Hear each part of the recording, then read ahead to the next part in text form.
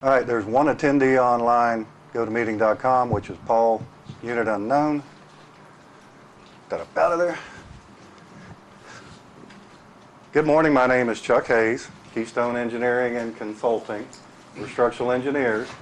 I'll be the presenter today. I'm the top guy up there as a general contractor licensed in the state of Florida, used to perform the kind of work I'm fixing to describe. Jim Emery is the principal engineer licensed in the state of Florida. And Tomas Pons came to us about a year ago, and he's a licensed structural engineer in the state of Florida. So we can cover any asset preservation cycle of any condominium. That's what we focus in. Drive over the bridge, go between Brevard and St. Johns County. That's our specialty. We don't build buildings. We don't do work in Orlando. We specialize in reinforcing steel corrosion repairs. I have personally 22 years of experience right in Daytona and Ormond Beach. As far as Jim Emery, he owns a general contracting firm down in Brevard County, but he doesn't bring it up here into what we call the northern sector because of a conflict between engineer and contractor. Can't have those two in the same, wearing the same hat on the same condominium. So there's about 75 slides, and President Luann?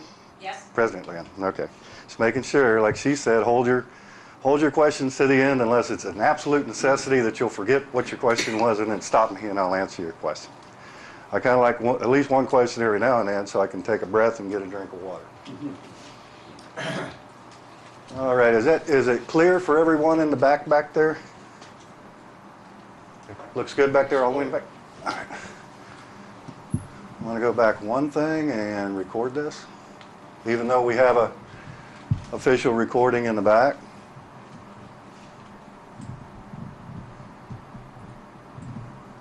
Okay, I think Paul just said he's Unit 119. Yes. All right, there we go. Still only have one. Paul, M-O-R-O. All right, before I scroll through this, I actually looked at your association on a structural nature back in April of 2014 with the previous management. I guess the manager had called one of our bidding contractors that you see their name, I'm sure, AAT Restoration Group, to come and look at a couple of your structural elements on the walkways. That evolved into the contractor submitting someone a proposal to prepare structural repairs with us to facilitate the permitting through Volusia County Building Department. That never went anywhere. So when Southern States took over, which I'm currently doing 3 structural projects with them, 2 more to come. They're getting started into phase 1, which is what we're talking about here today. That the most severe area, which is over by the mailboxes, over by the northwest corner of the building, that area was a concern back then, and it still is today. So to answer any questions that may have come up, if that's a catastrophic concern at this time based on engineering, we would have already had to put in some temporary stabilization methods, steel posts or something along those lines. So it's not to the extreme that we're worried of a collapse, but it's to the point that there needs to be some type of activity, fluidity to make those repairs, or at least stabilize those particular areas. So a little bit of history that goes way back, 2 years. All right, the board of directors engaged Keystone Engineering. Myself and Tomas surveyed your particular structure. We looked at all your balconies. Well, let me back up. This was a little unique on this one because management had just taken over. Luann was with us. It's in the report. How many owners have seen the report? Only the board. The board Okay. the whole report because it was 109 pages. Right. So we didn't print that up, and there was no way to email that out to Okay. everyone. So Well, if anybody wants to pay to have that sent to their house. Well, I'll furnish it to you Dropbox, which I thought I'd already done, and then you can distribute it among the membership at your leisure, Okay. and there's no cost. Okay, perfect. And like your president said, the report was 109 pages. A little bit of it was not very colorful and kind of boring to read, boilerplate stuff. It was the specific items that, as unit owners, of course, you flip to the budget and let's see what the budget is. That's where everyone goes, and then they try to figure out what the dialogue was. So part of this purpose of this PowerPoint presentation, not just to present the report, but to provide knowledge so when you get to the budget, you can scroll through those items and go, how did they get to $300,000 if that number hasn't leaked out yet? So we looked at your balconies. There was 14% of them that we had no access, which I believe was a total of 5 or 6 units. 6 units that, I think there was one that refused access, and then the other 4 or 5 didn't have keys or, Correct. okay. So only to make the point, 14%, and you're a relatively small association by comparison to many of them that start at 100, 120 and up for oceanfront structures. We're currently doing Ocean Watch right next door to you, basically. Their bids came in last Friday to go into a fall of 2016 cycle. We're doing Seascape right down the road from you. We've done Corinthian through the years. I could provide 20 projects that are right there up on Seashore, rather than going down into New Smyrna, Daytona, Ponce Inlet, and all that. We looked at your balconies, less 14%, whatever that true number is. We surveyed all your walkways, went through your stairwells, looked at the detached garages. We had to, because of one of the focuses of multi-level, 3-story, oceanfront exposure is the salt, which you'll know the word chlorides by the time I'm done with the presentation today, that avenues for soluble salts, water intrusion brings the salt in, starts the corrosion process, and you've all seen it. You can't be exempt from it. The longer you're in service, the more salt gets in and the more concrete repairs that you'll eventually have to take care of. So we didn't really pick on them. I purposely excluded the scarlet unit number of sliding glass doors that should be replaced, and I'll explain why. We looked at your guardrails, picture of a sliding glass door that's been replaced on the right there, and horizontal finishes. This was the one particular case that had carpet glue, had carpeting with rubber back. The owner removed the carpet and left what was left of the backer and just left that on that particular balcony. We did scour your exterior walls. There's some explanation on this particular slide that I'll get to when I get deeper into the presentation. So a quick explanation of a beautiful thing. You have what's called a hollow core precast building. So this is a building by Golden Arms down in New Smyrna. We were surveying the building next door and we thought this would be a golden opportunity to show you in progress, because back in the era of your construction, this was one of the more common techniques, and the reason was simplicity of taking these planks that came from a precast concrete plant on a truck, brought to the site, the walls were put up, and then these panels were set on the building with a crane. Well, if you notice, see these tiny little rough spots down here in the bottom?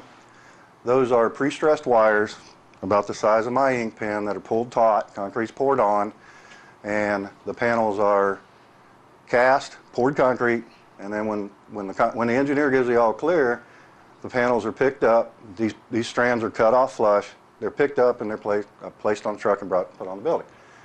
Well, unlike a lot of the other buildings that have a mat of steel going both ways, a whole lot of reinforcing steel in there, and the more steel you have, the more corrosion you're going to have after decades in service on a barrier island. So you get a longer buy period, if you want to put it in that perspective. You get a longer duration, and you have the typical findings, which with this type of reinforcing scheme, it's the edges right here where the handrails, the original construction handrails were embedded into the slabs. That's the root evil that's got you in a predicament of doing edge repairs right now.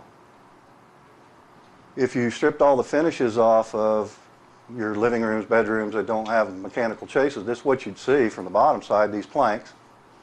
So when we surveyed your building, we looked paid special attention on the exterior elements, looking at these locations called the web, and this is the hollow core and that's the web, looking from the bottom side along those edges and looking for linear cracking, which was prevalent, evident. Management and board saw it.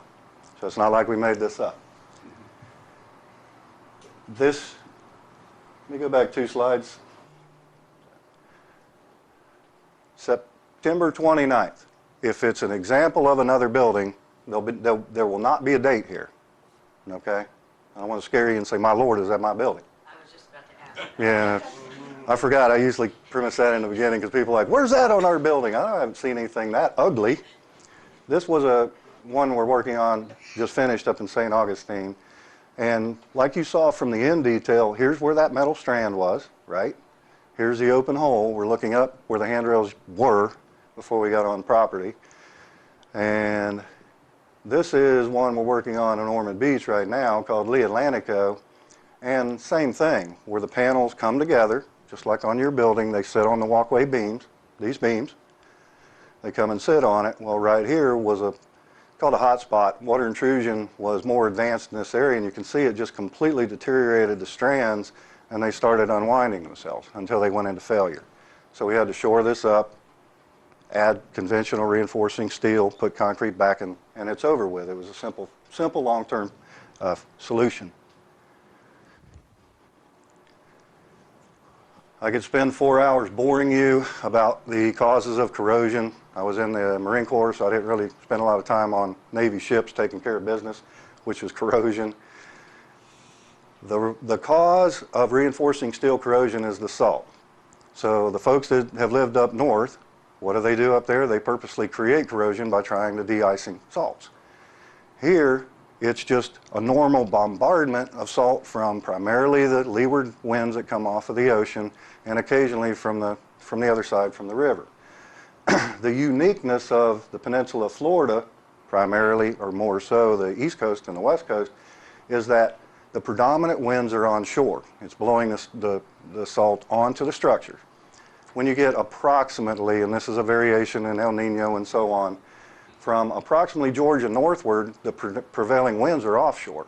So they have corrosion. Of course, they have reinforcing steel corrosion on northern barrier island oceanfront type structures, reinforced structures, but not to the degree of Florida itself. So the salt gets in. Like I said, you have a buy period. Once the salt gets in, then it changes the concrete chemistry because concrete around reinforcing steel is a very passive environment. The two things that change the passivity and initiate, promote, and accelerate corrosion is one, salt getting in, a crack forms, which I'll show you a couple photographs to describe that. Then atmospheric conditions lower the pH, the potential of hydrogen of the concrete itself, and when those two, salt gets in, pH comes down, then you have a corrosive cycle, and it's going to continue just like cancer until you cut it out, take it away, and take the salt away that had created that problem. Corrosive environment I explained. The simplest long-term solution that you can do proactively is don't let the water in. If the water has gotten in, then address those areas and mitigate future water intrusion, which is ingress of chlorides, salt. Real simple slide. I took out the one because I'm going to accelerate. You've already been through repair cycles. I couldn't define whether you'd been through a true full-blown concrete restoration cycle. You've had repairs. Some of the repairs are failing. I don't know how long they've been in there, but some of the repairs that should have had, if done properly, a 20-year useful life, if those were less, say, 10 years ago, you're performing them again, and that shouldn't be the case. So I took out the first slide where everything's passive. This is what you have right now. Salt gets in, gets to the reinforcing steel or the reinforcing strands of the precast hollow core panels. Corrosion starts, and then it becomes a anodic and cathodic process. There's ions exchanging each other. One's sacrificial and one's not. It's very similar to anyone that has an outboard motor or remembers Willys Jeeps back in the day, or when we had steel washing machine drums. There was always a piece of zinc or magnesium that was stuck to those metallic items so that they would be sacrificed rather than the motor on the Jeep corroding or the outboard motor corroding. And it was real simple long-term solution. It doesn't work well in buildings because it's a fixed current. We can't adjust that current. So it's not too often that it's applied to reinforced structures. So real simple. Builds up, pushes away. This is your building. Here's your date. Near Unit 102. In these two slides, this is where the reinforcing steel on the header, it's actually a tie beam on the garage, has pushed the concrete away. Here's a side view looking at it. This is another opening, another garage. You can see where the expansive forces pushed it off, and now it's moving linearly right along that reinforcing bar, just like we would expect it to do, and push all that concrete away. On this type of a scenario, this is all one chunk of concrete. The steel reinforcing bars in the bottom is what's holding this concrete up from point A here to point B, where the other end of the beam is. Concrete is extremely strong if I push on it. It's extremely weak if I pull on it. So if I'm making a column to hold something up, I don't have to put a whole lot of steel in there. If I'm putting something up that's cantilevered out or supported between two pieces, it's trying to bend down in the middle. So it's trying to pull that concrete apart. So I have to put reinforcing steel or reinforcing scheme of some type in the bottom to resist that, it's called a moment, to resist that deflection from occurring and pulling the concrete apart and either bending down, deflecting, or catastrophic failure. So at some point, without trying to scare you, if all this concrete comes away from that steel, unless there's significant redundancy, not just safety factors, this should bend down before it completely collapses. So this is how we detected it. We used metal rods, we used little hammers, chains, techniques that may sound prehistoric, but the acoustical testing is not a smoke and mirror. It came out in the 50s when concrete bridges started taking out wood and steel. So the engineers would cast the concrete, they'd get the biggest guy they could find, they'd take a logging chain and drag it across the new bridge before they put it into service. Anywhere they heard this distinct chirp, which meant the concrete was not fully consolidated with the steel matrix, that area would be dug back out, concrete poured back in, retested, and the bridge opened for service. So we've plagiarized that. Here we are, 70 years later, and we're using that same technique. This is where I took a picture at Antarctica on vacation so you could see what we're trying to envision here. This is what you can't see of reinforcing steel corrosion. This is what you can see. So it takes years of experience. Like I said, between the three of us, we've got 40 years, Florida ocean front, that when we see this, we have to extrapolate that into something that's defendable. We can't just make up a number, because we'd be fired and you'd find someone that says that doesn't exist, that only this exists. So we found this slide a couple of years ago, and we put it in every PowerPoint presentation to give our perspective of what we see when we look at something, that what's subsurface in this condition. And that condition varies by columns and beams and planks and all the other reinforced elements of the structure. I'll let you read through that while I get a drink of water. There's pretty succinct things that are going on with your particular building. I believe railing upgrades was not supposed to be in here because you do have serviceable railings. Yes, sir. Let me take 1 minute just to see, is there anybody on the conference line? Yes.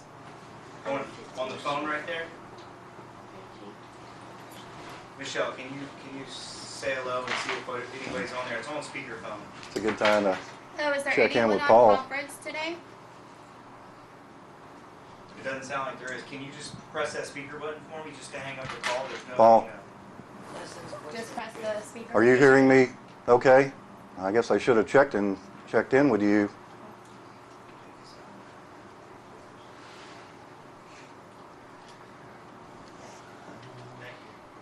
I'll give him just a second. I'm not nervous. It's hot up here in this corner.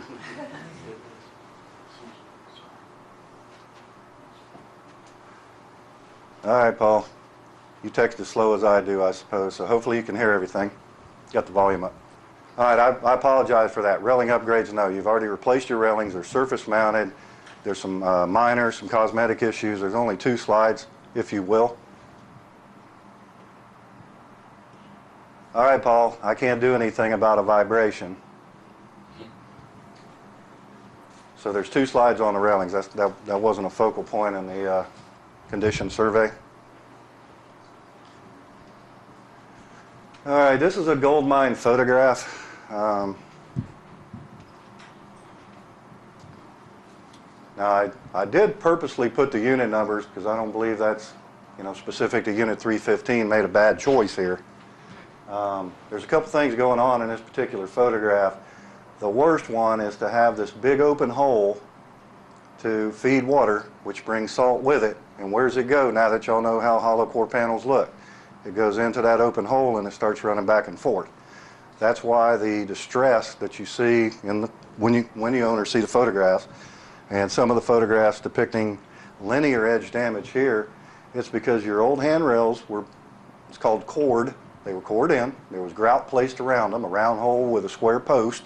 Square post is aluminum expanding, contracting, and that's always been a challenge to keep a weather-tight condition. Another thing was having a tile overlay with no evidence, without picking on 315. Tile was put on as an overlay, and this tile had popped off. The owner was telling me the story, and no waterproofing measure at all. Then it appears this cold joint, this line right here, this is the original, or sorry, this is the original condition, and this was a repair of some type down back in the past. So there's a couple of these. Whoever your railing subcontractor, vendor, they did you a disservice, because cutting these off, leaving the embed, goes back to 1959 actually. The American Concrete Institute, guys are way smarter than us, said do not put ferrous and non-ferrous materials together. It's called electrolysis. They're going to attack each other. They'll attack each other more and become a corrosion cell if you add what's called an electrolyte, which is chloride ions from the ocean. So leaving this in here, in some cases you're seeing linear, or not linear, but diagonal reflective cracking coming off the sides of these. So we've got in the budget to surgically extract all of these. They're called embeds. So in this case here, I can't see the embed. In this particular case here on 214, we could still see where the aluminum was cut off, and no one was watching you, Mr. Contractor, so he just put the rails on and went away. The goal here, and I believe this is a tiled balcony also on 214, is I'm savvy, people like their tile on their balconies more than they like their pets or their children, so we won't have that fight today. But at least these open holes, let's stop salt from getting in those holes. Here's another one, no unit number on this one, but this one was a little different because it looked like the post had been, here's your round hole, see the square, that's the only one we found that was square. It was almost like they had repaired that and poured back to the square post rather than using an embed, where at least with an embed you can use a flowable grout that'll get around everything. So again, we're looking on a balcony, looking straight down at a previous handrail embed. 318, if we were going to use tile, and we did waterproof underneath the tile, and the tile was not equal to or higher than the sliding glass door threshold drainage, all those parameters have to come in to have a practical tile overlay. At least this here, you can see the carpet glue remnants. At least on here, these embeds were patched. So on the north wing, it looked like the embeds were out at the edge, and then at some point, at least on the south wing, we had this going on with these holes that were about a foot inside. So if anyone's a historian and knows what that was all about, it wouldn't have been normal to have a handrail here. It would have been normal to have it outboard of where these base plates are. So we don't know the answer to that other than these were repair areas. Here's a pretty good job. This is a type of grout that we would use. There's a little hole over here that's open into the deck. But again, the point of this is non-waterproofed exterior elements, and the highest exposure is at the leading edges. Water comes down and cascades down. The other thing with the handrail installation is you can see a little tiny bit of corrosion on this. It might be better if we turn that light out. We can't see, we can't. No? All right. This is a nice tight grout. Water should not be getting in that hole. It might be migrating through that grout, not knowing the density or porosity of that particular material. So here we are. I believe this was, I thought I had these lined up. I thought this was the bottom. I'm on 214 looking up right here. So when you go back to the property, now that you're going to be experts in what the causes and the specific locations, if you look closely, the spacing of the original handrail embeds is coincident with where the first repairs, first or second cycle repairs were performed through the history of the building, or where the current distress is located. They're coincident. That's all that I wanted to talk about the edges. I didn't want to pick on this too much. You can see this is a repair right here. And there's at least one unit owner in the room that, when I was doing the survey, told me that they watched some of these repairs happen and didn't think they were done right. I'm not going to point at them. But this is a repair, and the failure is inside the repair. Now moving over to the columns, the first piece of steel on the outboard edge where your downspout is located right where the bottom of this crack is. So just like I explained earlier, the expansive forces, concrete's weak, a little bit of volume on the bar, on the reinforcing bar, which can be up to 30 times its nominal diameter. As it builds up its scale, starts corroding, then it consumes itself and it starts going away. It pushes this away, more sol gets in, more corrosion occurs. The double-edged sword of this is when it gets into this particular masonry column, block column, it can access where the panel is, because the panel goes back in this wall about 3 inches. So by letting water in here, you're doing damage to the column, and you're also doing damage to the plank, the hollow core plank itself. This was Unit 212. Unit 219, this appears to be, this was also a repair area. See the difference in the stucco texture? That's the indicator, the symptom. This looks like it's the interior bar, not the exterior. So if I toggle back to this one's on the outside, and here on 219 it looks like it's on the inboard side. Not that it really matters, it's just that the corrosion process is going to pick on one of those two bars, whichever one's closest to the surface first. Now we're on the outside looking up, or sorry, we're on the outside looking down from 309, and hopefully everyone can see this crack. Now there are a few instances where these cracks in these masonry walls, which I'll cover when we do the exterior wall slides, that are simply the design of the block building, that it didn't crack where you would have wanted it to crack. It was an improper design, and we see it all the time. On this building there should have been a joint, a horizontal visible joint that went from this floor slab to that floor slab.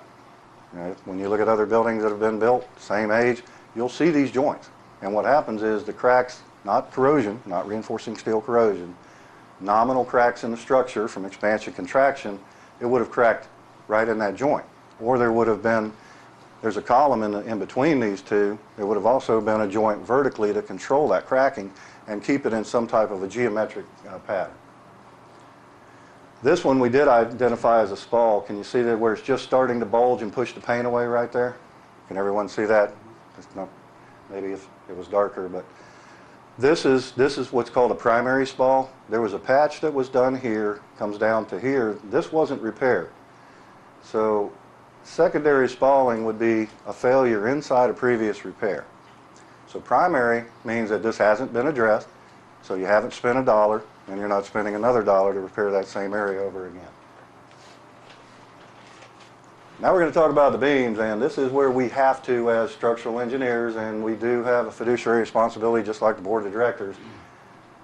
These beams that are exhibiting diagonal cracking, number one, severe delamination of patched areas, which is the gray material that you can see when you go back to the building and look at these. The original concrete was white, whitish. So what we saw in a pattern, without taking a bunch of concrete off of your building, was a lot of these failures are in patched areas where the material or the mortar that's visible is gray. So whether they painted something on the reinforcing steel, which is a no-no, there's only one renegade engineer left that does that. That was the thing to do back in the middle, late 90s.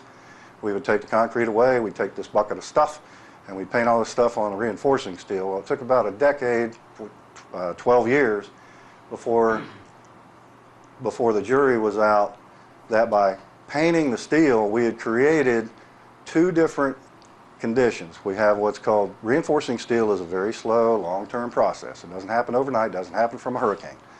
So corrosion along the length of a reinforcing bar is a very slow electrochemical process. What happens though when you change that by putting epoxy or some other type of material on the steel in that area, what ends up happening, instead of having micro corrosion, you have macro corrosion, and that one area you repaired becomes a hot spot. For the folks that paid attention to green steel riding up down the highway, Florida DOT abandoned causeways and bridges with epoxy coated green steel about 10 years ago. They had a white paper done, and they proved that if we could have a completely encapsulated, perfectly protected piece of steel, it'd be great, but you can't do that in the real world. You have to cut the steel, you mess things up trying to build things, especially bridges and causeways. So that's a no-no. This one is, there's 4 bars that are in these beams. There's 2 in the top and there's 2 in the bottom. Now that you understand, if these are cantilevered beams, the 2 in the top are the most important bars. If these are truly supported on these posts, which is an ambiguous detail in your drawing, then the bottom steel would be the critical part as the beam tries to bend down in the middle. Once you see cracking and the depth is really not part of the point here, cracking that's traversing the bottom bar and the top bar, that's a serious condition. The building's trying to tell you something, that beam's trying to tell you something, pay attention to it. This is another one that's extreme. Cracking, when we design reinforced concrete, we want that crack, if there's distress, we want the crack to show. We don't want it to just collapse. That's an improper structural design. There has to be a safety factor above and beyond what the Florida Building Code requires, but if there's distress that's internal, we want it to show some type of symptom. So when it comes along, in this case, and this is your building, and the repair comes across the top bar and diagonally transfers to the bottom bar, that's a dire condition. That's severe. So this is one of the beams that, not knowing yet till we get to the end of this discussion and talk about timing and budget, this is something that's going to either have to have a repair action done with no good after bad. Let's just repair it completely, do it right, and be done with it, and put it back in service for 25 years. This beam would be demolished and replaced. This beam would be fully demolished and replaced. This beam would possibly be repaired.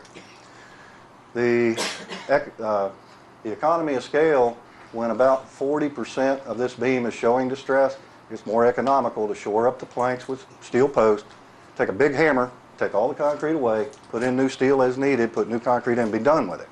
It's cheaper to do the replacement than it is to do the repair, and hope you can get 7 to 10 years out of the areas that you didn't fix. This one will come up again here. There's corrosion, but I'll pick on it later on, because what's happening, the joint above is leaking and water's coming out.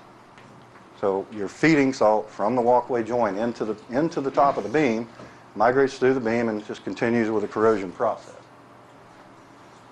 102, you saw this earlier. These are called stirrups. You can see the white rock. This area here has not been repaired.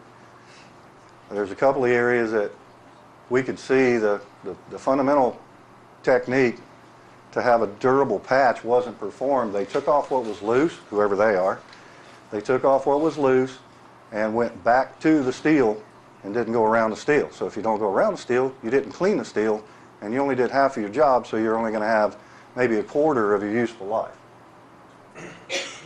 Window sills, unit 116. One reason that these are minor, they're minor spalls, but they're one of the more problematic water intrusion sources, because this precast sill sitting on an open block wall below there, this is a concrete spall, this is a 2-piece window sill. There's 2 separate pieces that were put up there, and that's one reason I made that comment, that I can't see any evidence you've ever been through a waterproofing cycle. You've been painted numerous times, but you haven't been through a true waterproofing cycle with a waterproofing contractor, or this would have been addressed with a proper crack treatment technique, and you wouldn't have revisited it for at least 3 cycles, which should be 21 to 23 years. Every 7 to 8 years doing a cycle. Another window sill, wide open, up here on 218, looking around the corner. That has to be leaking into either 218 or 118 below. So now that this is all published, lean out the window, engage someone, whatever you want to do, and caulk these up. Because you can caulk them, but you can't hide them. 117 again, windowsill spall, two-piece, never been addressed. So the easiest time to find these cracks is in the winter, January, February of Florida, and that minor amount of expansion contraction, these cracks will open up. Well, a larger volume of water goes into these areas not by being pushed in or blown in with heavy, high winds, but being pulled in with negative pressure. How many people have had a problem opening your front door periodically when the wind was blowing away from the front door? It creates a negative pressure. So the water's pulled into the building as it's cascading down the windows. It gets down here and it's cascading across sheet flow, but a proportion of that is actually being pulled inside. That's how we test doors and windows in a laboratory to determine their water resistance capabilities. Window and door headers. The news gets better at the end, by the way. Unit 101, I think this is the owner that asked me to look at their window because they'd had water intrusion. This is a patch. This is original. This has been some kind of a patch, and there's their failure, a linear failure following the steel, which is right here. Unit 117, at least this one, I can't see where the stucco's been patched. It looks like someone was proactive and just caulked it, and let's keep the water from getting inside. So great, at least don't let the water get inside and cause advanced corrosion. Okay, those were all what's qualified as window headers. Here's a door header, Unit 119 on the walkway. Kind of hard to see in the photograph. There's a big crack right here. That's the dimensions don't correlate to that being something with the structure other than reinforcing steel corrosion. So we qualified that as a SPALL, S-P-A-L-L, reinforcing steel corrosion. Guardrails, like I said, only 2 slides on these. Unit 201, not sure what happened right here, but if those pins aren't in that wall, then obviously that's not a safe condition. So where you have issues with repairs, and there was one in the corner, can't think of the, one in the corner by the southeast or northwest units where you come through the breezeway. There was a railing in there that had been raised way up off of the deck with some kind of repair, and we didn't know the answer to that. The owner asked us, there was a green tile floor, and there was a bunch of stuff that had been poured in the corner. Remember that one? And they wanted us to put a slide. Well, when I looked at it, I couldn't fathom what that was all about. So I didn't put the slide in.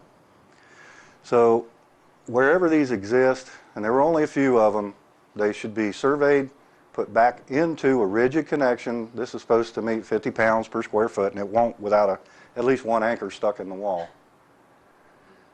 And this one was, the rails are in good shape. You have a couple of the washers on these areas that are corroding. That happened if I put the rails on next week. There's a anomaly that even with the most durable alloy, 316 or 18.8, 1 out of 50 of these washers will just start rusting for no particular reason. We replace it and with a different washer, and we never revisit. There's a few of these handrails that are starting to show, it's called filiform corrosion. The aluminum underneath the paint is oxidizing. To the best of my knowledge, looking at it without forensic data, you got a good rail. You got what's called a Kynar rail, which has been in service.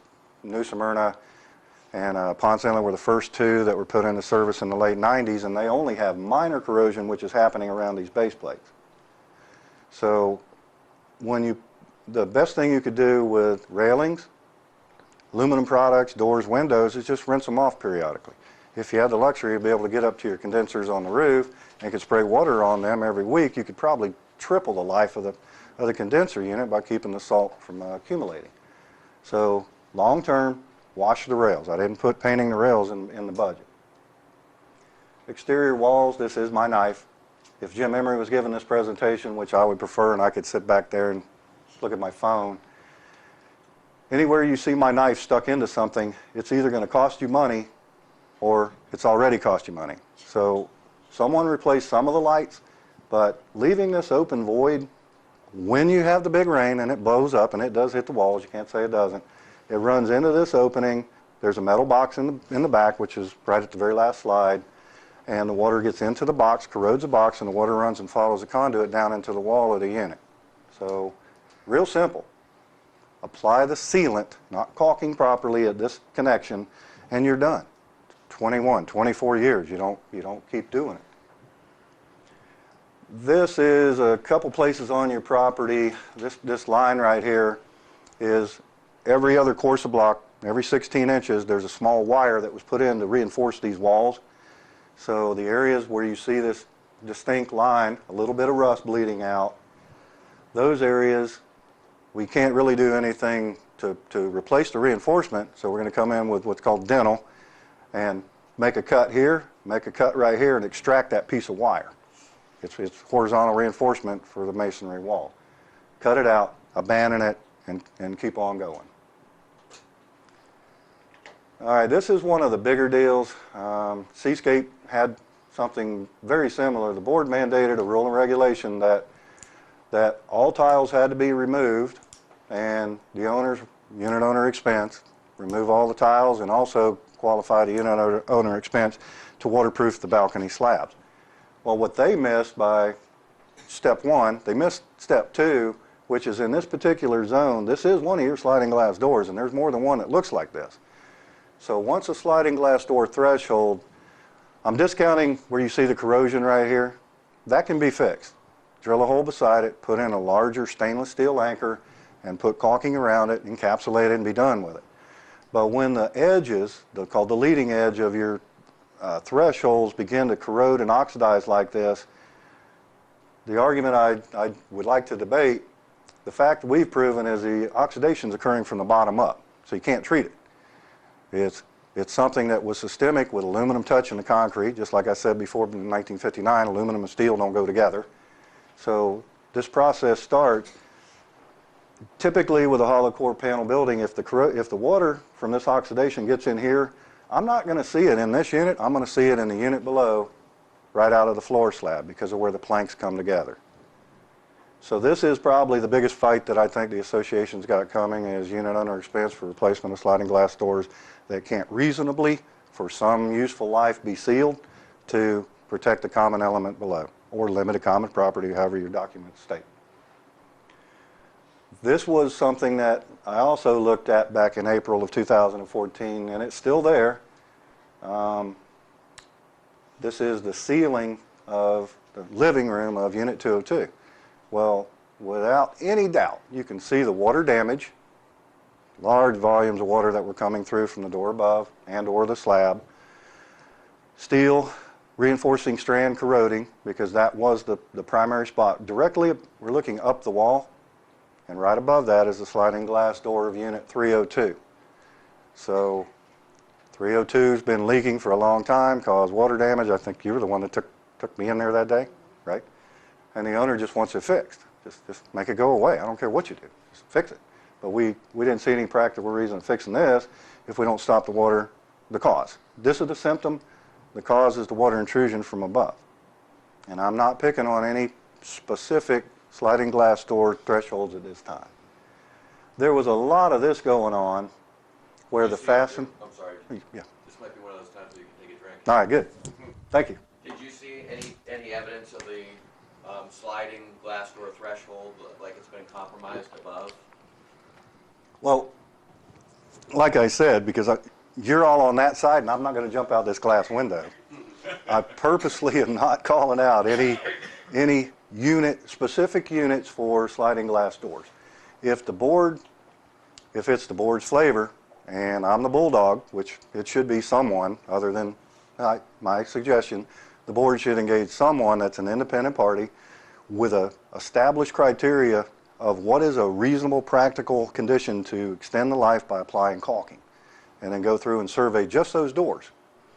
So in other words, the board would have to give us direction, because when we came in to do the survey for the reinforcing steel corrosion, we're looking for symptoms, and we had to call out the causes of the symptoms. There's numerous doors that primarily original construction doors that either have the oxidation to failure or wide open holes when it does rain, that water goes in that hole and goes underneath. So I didn't put it's called a site map. They're in this. No, I sent the site maps individually. I'm answering your question somehow. When you get this report, there's an attachment to it that every unit that we got into, we made notes and we showed where the distress was on there, whatever that degree of distress was. So for the board that's seen those site maps, if we felt the door had holes, corrosion, should be replaced, we made a comment. So it's in writing. It's just not formalized in any type of a spreadsheet or something that can be published. That answer that? The unit above, I'll be happy to come there if one of the board members wants me to come to Unit 302 and make a judgment. I'll do it. But this was globally throughout the facility. This was not picking on 302. This is picking on anyone that's got these specific conditions. 302 was one of This is a different sliding glass door. 302 was one of the units we didn't have access to as well. So that, Okay. that goes to my follow-up question. Then yes, we should get in that unit. Yeah. Right, I agree. Yeah, and I won't charge you. This is another unit, a different threshold, same scenario, chewed up, oxidizing, failure. It's not failing, it's failed. So, and if you happen to be this particular undisclosed unit owner, it's time to replace that door. And if the board has to force you, we've been through that for a couple decades. Someone has to say it, that there's a need, and there should be a criteria, not just a scarlet letter, replace the door. There has to be some type of, well, my son-in-law can put some caulk on this one hole here, and we can get another 2 years, just to pick a number. Say, okay, that's fine, we'll revisit you in 2 years, until it gets to be this point where no one in their right mind is going to say you can smear some caulk on that and it's going to hold. Sliding glass doors are always controversial. The times are changing ever since, watching 718 evolve or 721. But inevitably at some point, all of these openings called fenestrations are going to become common element, common property. It's been on the move for 20 years to try to make that happen. The other thing in this photograph is up in this corner.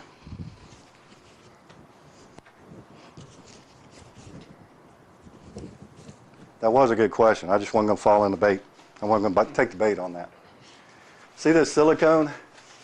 There was definitely somebody up here trying to say, I see where you're leaking at, Mr. Jones. You're leaking in the corner, and didn't even see that. So maybe that was one of the painters I used to know, One-Eyed Dan. This clearly, they had some water problems when they tried to caulk the wrong spot. This was unique here, and I should have put the unit number on this one. This is your stucco. The chicken wire is called metal lath. Comes up to an original door. Fasteners are almost gone. Minor fisheye corrosion is what this is called. But this was wide open. We're looking at the side of a jam. So again, let's seal these up. Cut it like here. Remove the severely corroded metal lath. Patch that back with a proper technique, and you're done with that one for 2 to 3 cycles. 14 to 20 years. But this was the point here. These are all in some way during storm events, not hurricanes. I don't even want to use the word. Storm events, Tropical Storm Faye, No Name Storm, those are the ones that flooded buildings. More so than Charlie, Jean, Francis, and Ivan that just steamed on through here. It's the ones that sat offshore at 50 miles an hour for 3 days and flooded all kinds of buildings because of, things that no one in the membership is out there looking for. That's what you paid us for. Here's another sliding glass door, original. Not too bad, but see how the ceiling is just starting to fail here? Can you see where it's called fish mouthing? What's happening, that oxidation in the ones that have completely failed, it's building up, just like scale on steel, and it's pushing the caulking away from the underside, from bottom side. So once that starts occurring, regardless of whether you can put a new screw, anchor, fastener in here and seal this up, this is going to just continue to manifest. Here's my knife again, right here on my side, in case you get rowdy on me. A couple things going on. And I don't have the unit number, but we can see that we're near one of the facades. There's no caulking at all right here on this window. So the water comes down what's called a shear wall. There's no balcony above, rolls down this piece, and that has to be causing watering damage inside this particular unit. There were only a couple windows and doors that were missing sealant. Other areas were failed or discontinuous. They caulked away and stopped and had a cigarette and then started again, whatever. The other point of this one is this delamination right here. So knowing that we can't patch this aesthetically without it being a scar, I'd suggest that we make a nice little cut right here, relief cut, and put that back to the wall and seal that up. That's the way that we think. Not take that off and make a big production and put an ugly patch on the wall that will never match in texture or color. Parking garage. We didn't we're getting close, folks. The parking garage, the comment in the written report, these anchors that are spaced out uniformly down the garages to hold the mansard on when, well, we're on your, well, there'll be a better slide of where we're at. This is the south garage, I believe 101, all the way over on the east end at the south corner. So this has all been patched. It's all previous repair. Now that you know what you're looking for, here's that not so subtle crack in the vertical steel coming up the side of the column. This whole corner's blown out from a patch, but the most important part of this, if you follow that linear crack going down the south side of that south garage, if there is sufficient wind, called uplift, from the south, and these are only attached to loose concrete, that you're going to lose that roof.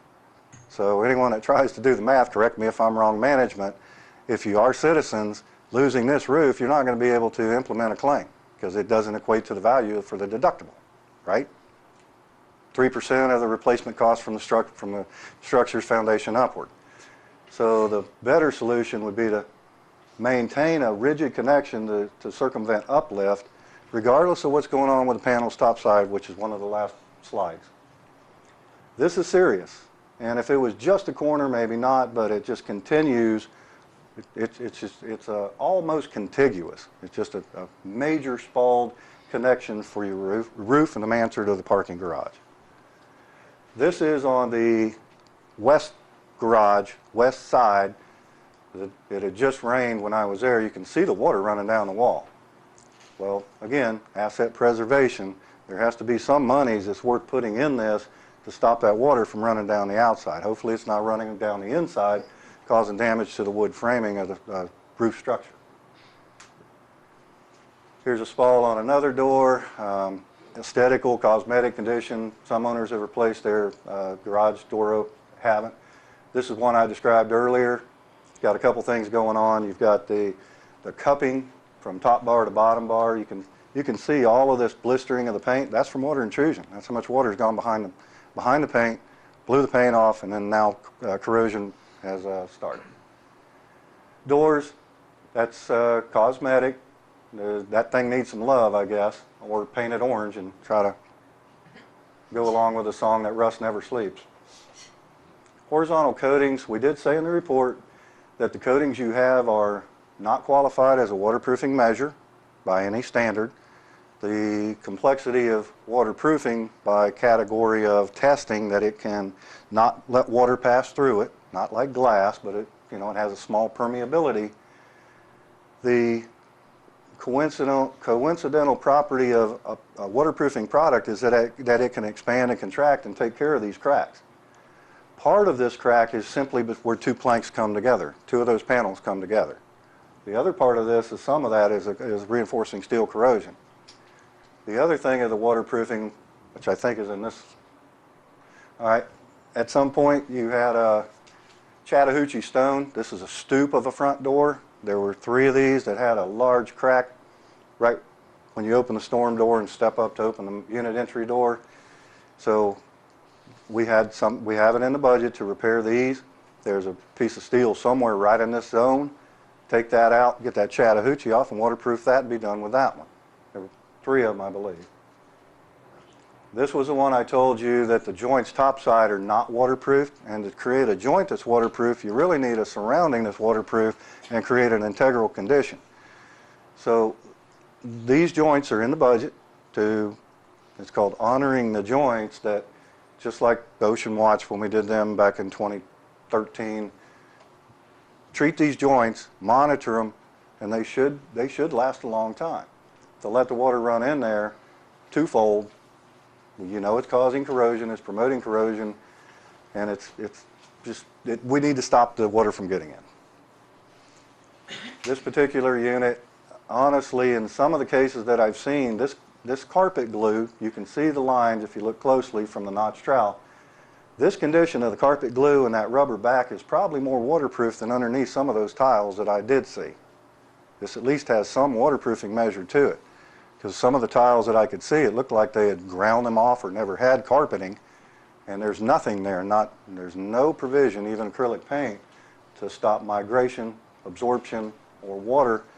Remember the crack I showed you earlier? This is one plank, this is another plank. That's the seam that was cracked in the slide before. Yes, sir. Is that just a mat, or is that something with the structure by the door? That's their doormat. Okay. Yeah. So that was, and when you look above, when you look up from below, a lot of places you can see the line of where the two things come together. Mm-hmm. Is that normal, or did they pull apart, or? Well, remember, I had three slides of how your building was built. Yeah, I showed you the one looking down, and then a close-up looking at the end, and then the other one was looking up. So looking up, where those joints come together, inside your unit, there's a few units that you have a crack between those two. Well, yeah, like it follows that. Well, the ones that are outboard, and I think it was unit 117, she was adamant, I want this fixed. I think you were with me at that point. She said, I want this fixed, because when it rains, water pours through 217, and she has to rearrange all of her furniture and all that. Well, along with being aggravating, what's it doing, folks? It's bringing the salt in and getting it into those zones. So the waterproofing could be decorative, but the waterproofing would bridge these cracks, and the water wouldn't run through those cracks anymore. Does that answer the question? It's cosmetic from the bottom. It's long-term problematic letting the water run in from the top. Yeah, but if you can see the crack, does that automatically It's not a concern. mean that there's a problem? No. Or? No. If the crack is between two planks, right here, Yeah, that's what, because it's like, if you look Cos- up at like the... cosmetic. Yeah. if you see the crack that's about 2 inches away, that's the reinforcing steel strand that's corroding.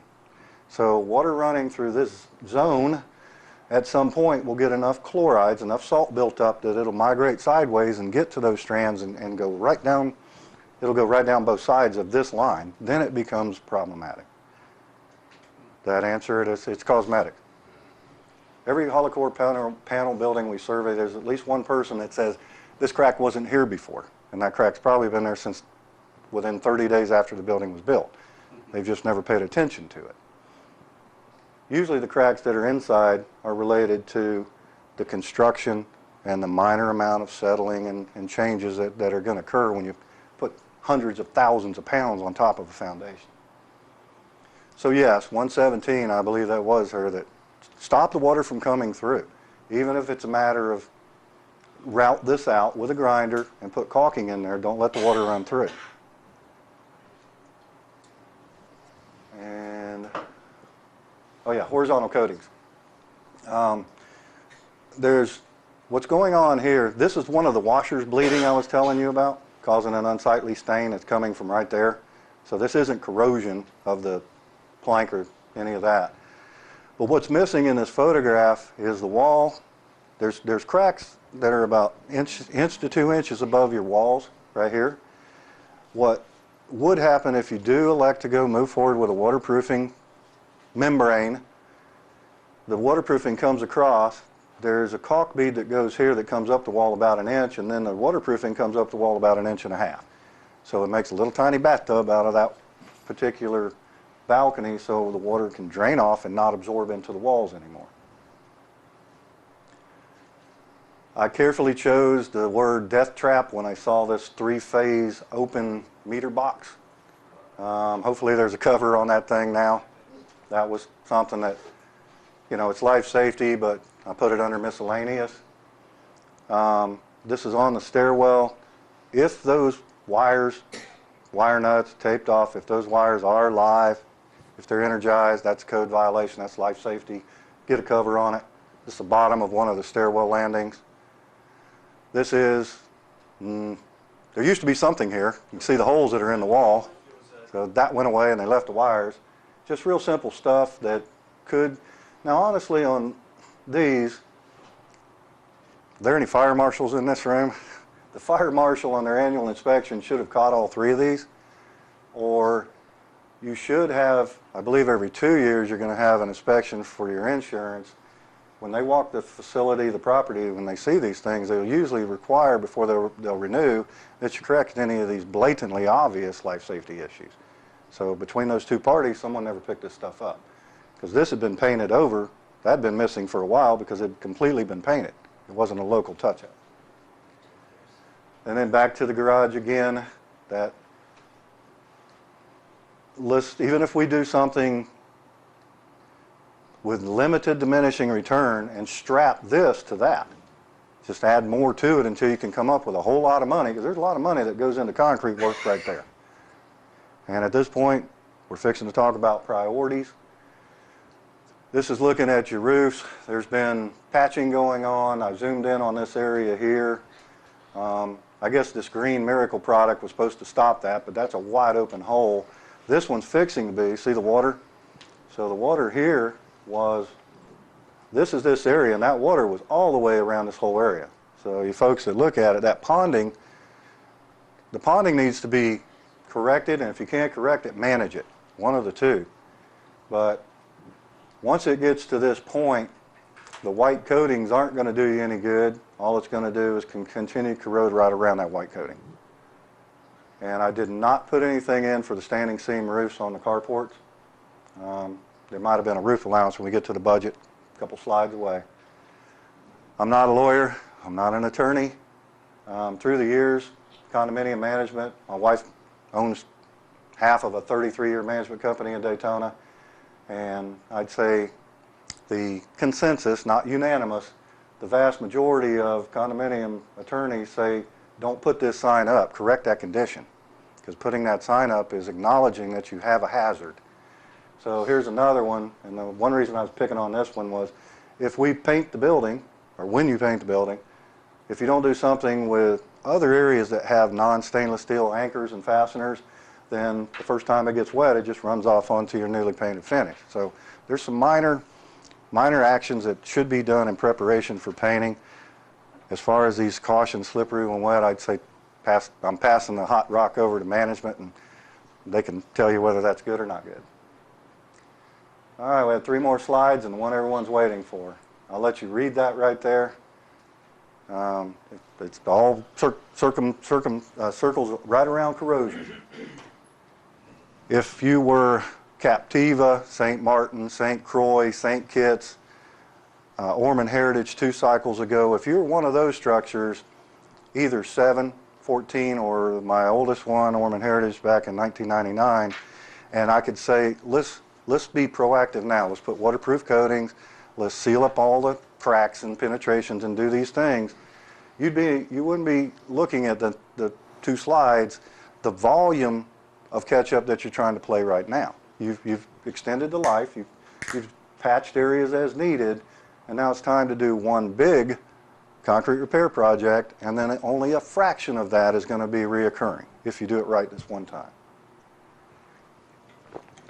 When we say recipe, not trying to talk myself into work, we're doing about 50 jobs right now just in Volusia, Flagler, and St. John's, about that many more south. Item number 4, that's the key, because when you hire the contractor, you wouldn't hire him if you didn't like him, if you didn't love him. It's the wife-beating, no driver's license guys in the field that are doing this dirty, nasty work that you can't trust. So you need someone like us, and this will be the only time you see me without boots and jeans on, that monitor the work in progress.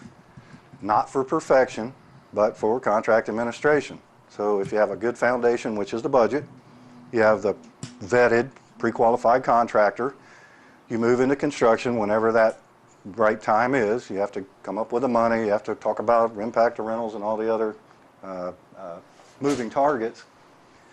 The key is that someone is supervising the work that's being monitored by a third party. And it doesn't have to be a consulting structural engineer. It could be someone else that has all of the skill sets and knowledge of construction, that you're getting what you paid for. You're getting the industry and regional standards of everything that you should get. You're not paying too much. You don't want a gold-plated door, but you're also not putting in a Home Depot door that's going to show you some ugly symptoms in 2 to 3 years that the smart guys at Home Depot and Lowe's aren't going to tell you about. Because of the unique condition of driving over that bridge, we're in our own little environment once you come over that bridge. And I've met many an engineer from wherever that hasn't experienced 2, 3, 5 years what they qualify as anomalies, which is just a fact.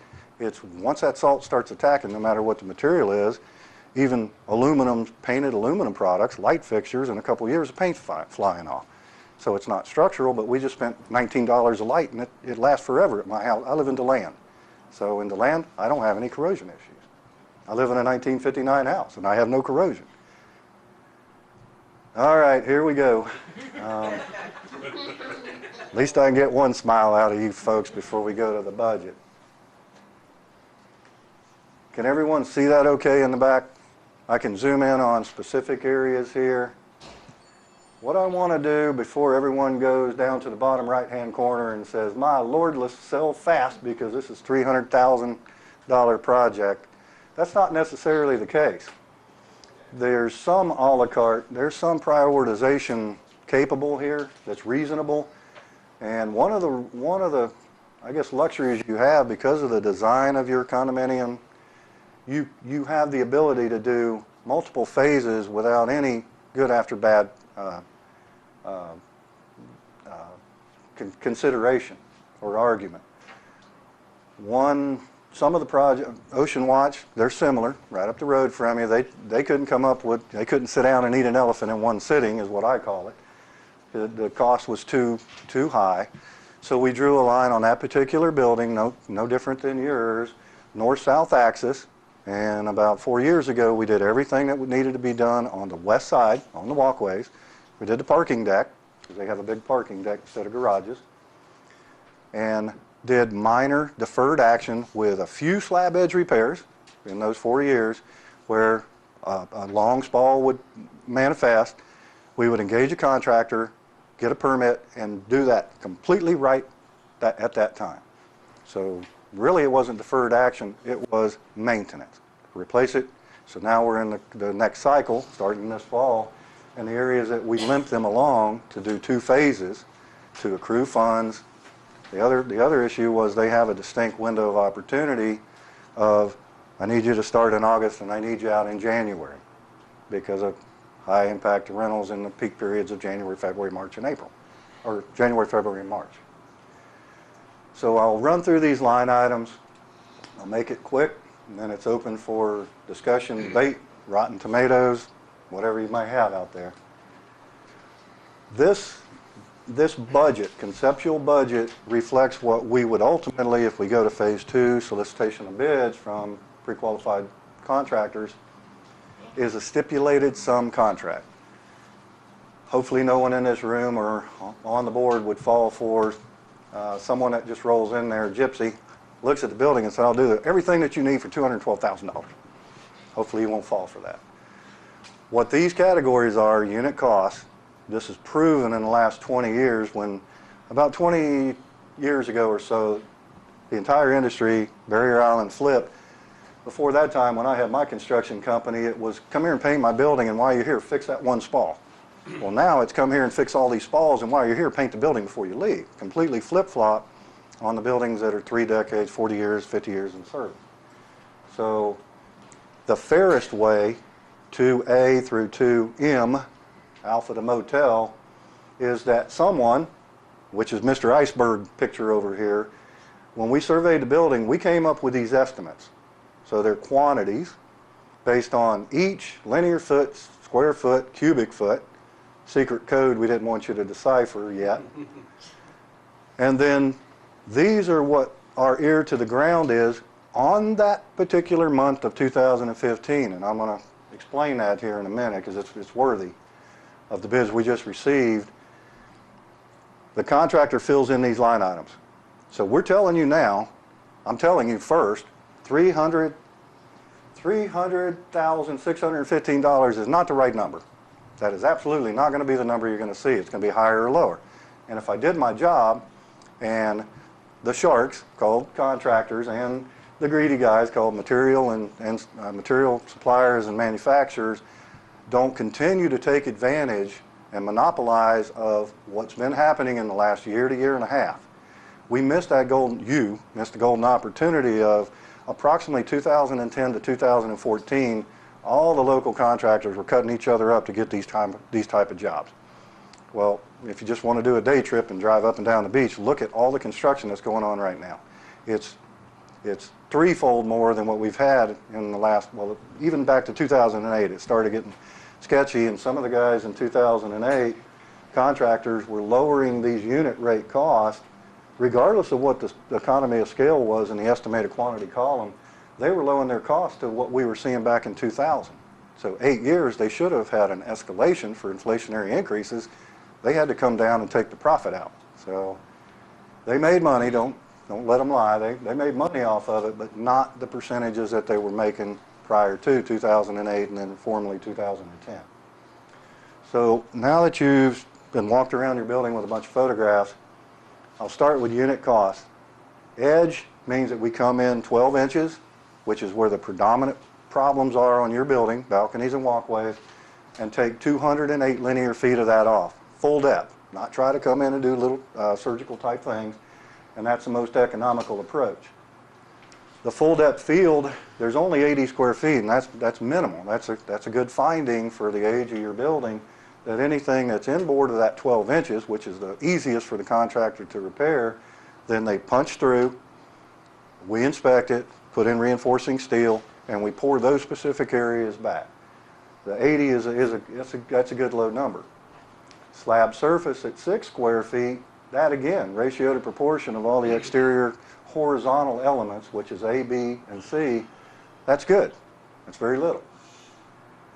The column beam wall, I believe, unless I itemized it out, the lion's share of this 200 of column wall and beam is attributed to those garages. That there has to be something that's done there. When you see the mapping, you can or the budget quantities, the quantities are broken down into the budget sheets by category and location. A lot of this number isn't on the building, the 200 cubic feet. A lot of that goes to all 3 of those garages. Slab overhead, that's some minor places where you're standing on a balcony or walkway and you look up and there's something that's like the size of a dinner plate. Don't make a big production. Come in, repair from the bottom, and move on. The disadvantage of that, if you look at slab overhead fall, is that's 110, whereas the slab surface is 90. So I make that call, boots on the ground in the field. I want to get the lowest cost with the right durability. So we tell the contractor which method to use, or which line item to use, and then they dictate means, methods, and schedule. They can do it however they want. Then they call us for the inspection. The window sills, you saw that, 11 linear feet. There's very little of it. Local repairs, the majority of the photographs I showed you in the slides is cosmetic work to stop water intrusion. Very little spalling. Minimum concrete 10, that's not a freebie. If something isn't 1 cubic foot or 1 linear foot, if you don't have that category of minimum concrete 2G, then the other items, A through D above, any knowledgeable, experienced contractor is going to raise those rates. Because if they can't do something that's very small for $18, they'll lose money. We, and I think all other have now transgressed, we give them the minimum concrete to give a lower number so they don't jack the other numbers up, which also equates to large repairs. So does everyone follow that philosophy? We want to outsmart them. Profiling mortar, there was some ponding, not too bad. We can't do a whole lot of the profiling mortar because of the original sliding glass doors are flat on the deck. We don't have an opportunity to raise anything up without replacing the door. All these line items A through M are things we expect to happen with some magnitude. The rust spots, those are like the fasteners I showed you on the sign that you go to take the screws out and they break off in the wall. So let's pay them $30 or 20, let's pay them $25 to dig that screw out, patch that hole, and now you're ready to paint. Stucco, there's some miscellaneous stucco, which is primarily going to be on the beam ends on the walkways. It's cosmetic, not structural. Crack treatment, I showed you some of the cracks that were in the walls and where water's getting in. Take a grinder, cut it, put caulk in it, and you're done with it. Hardwall barricade, that's for unit 202 at this point. 202, 201. 202, right? 202. That's to take the door out, put a plywood wall inside to cordon off the rest of the unit from dust and weather conditions, and take care of that business inside her living room, because it's going to have to be done from the top to the bottom. So that's why I've got 2 in, which would be unit 202 and unit 302. Both of them would have a wall inside cordoning off that work area. And then miscellaneous fasteners, just whatever is rusting that should be, let's take that out. Let's put in a proper stainless steel anchor and roughly 50 of those. Prime and paint the building. Are there any board members in here that this, we're not putting any elastomeric on your building. You've got way too much on there as it is. The elastomeric, the real heavy paint, was oversold in the 80s and the 90s easily, that you have these cracks in your building. If you take this bucket of real thick paint and roll it on there, the crack won't come back. That was a bunch of bunk. So the crack's there because the building's moving more than some type of a paint can take care of. So the 51 grand, based on previous paint cycles, if that's high, I'll bite on that piece of wood for right now, because there's a lot of caulking that has to be done. So the caulking and some of the crack treatment is falling underneath $52,000 to prepare and paint all the structures that are on your property. Here's the one that becomes controversial, item number 4, to take all the tiles. Well, no, this is on the walkways. This is one that we might be able to get out without a knife fight. Item number 4, let's strip everything down to raw concrete, put on a decorative waterproofing coating, which I've got the sample in my truck because I was rushing, but put on something that looks decorative and nice. If you don't want the decorative and nice, then we'll reduce the cost down to a lower number to just put on a straight up polyurethane system, which is what the lion's share of the buildings in town have. It's a non-skid, it's got sand in it. It's not designed to be pretty. It's designed to be non-slip, non-skid, and water doesn't pass through it, and it'll bridge all the cracks, just like the gentleman in Unit 117 was talking about. Is that on the balconies too, or just the walkways and stairs? Item 4 is Elevated walkways? Is walkways. Walkways. Size is balconies. right. And then below that is where you get into the balconies. For non-decorative, apply 3-coat, non-decorative. All right, so the balconies, the reason that number's high, ratio to proportion of walkways, which you have more square footage than balconies, is because if that activity occurs, there's a higher cost to remove the tiles to get a bare concrete to be able to start from the substrate up with a waterproofing product. They would have to remove the So- ground too. Yeah, Does that include removing the tiles? yes. That's why that number's high, or appears to be high. Now I'll get you in just a second, how you argue that, there's been some associations that it would be categorized because there's a higher cost to remove tile than there is to remove that carpet glue and padding that I showed you on one photograph. So if the association wants to itemize that, and you put tile on your balcony, which costs $3 a square foot to get it off and grind it and get everything ready, but you have the carpet glue, so we can do that for $1.50, $2, then you get to pay the extra $1 a square foot for your 129 square feet of balcony. That's just throwing that out there. That happens frequently. Or, equally unfair, everyone pays the same rate. Now, I'm just delivering the recommendation. Long term, how you pull that off, there's associations that have come up with all kinds of strategies with legal opinion, legal recommendations. that, okay, we're not going to force you to strip your tile and waterproof, but if any concrete spalling ever manifests on this particular balcony, you're going to pay for this on an individual basis, not as a common area expense. And that's been pretty successful of maneuvering some of the diehards that don't want to remove the tile and do the waterproofing part now.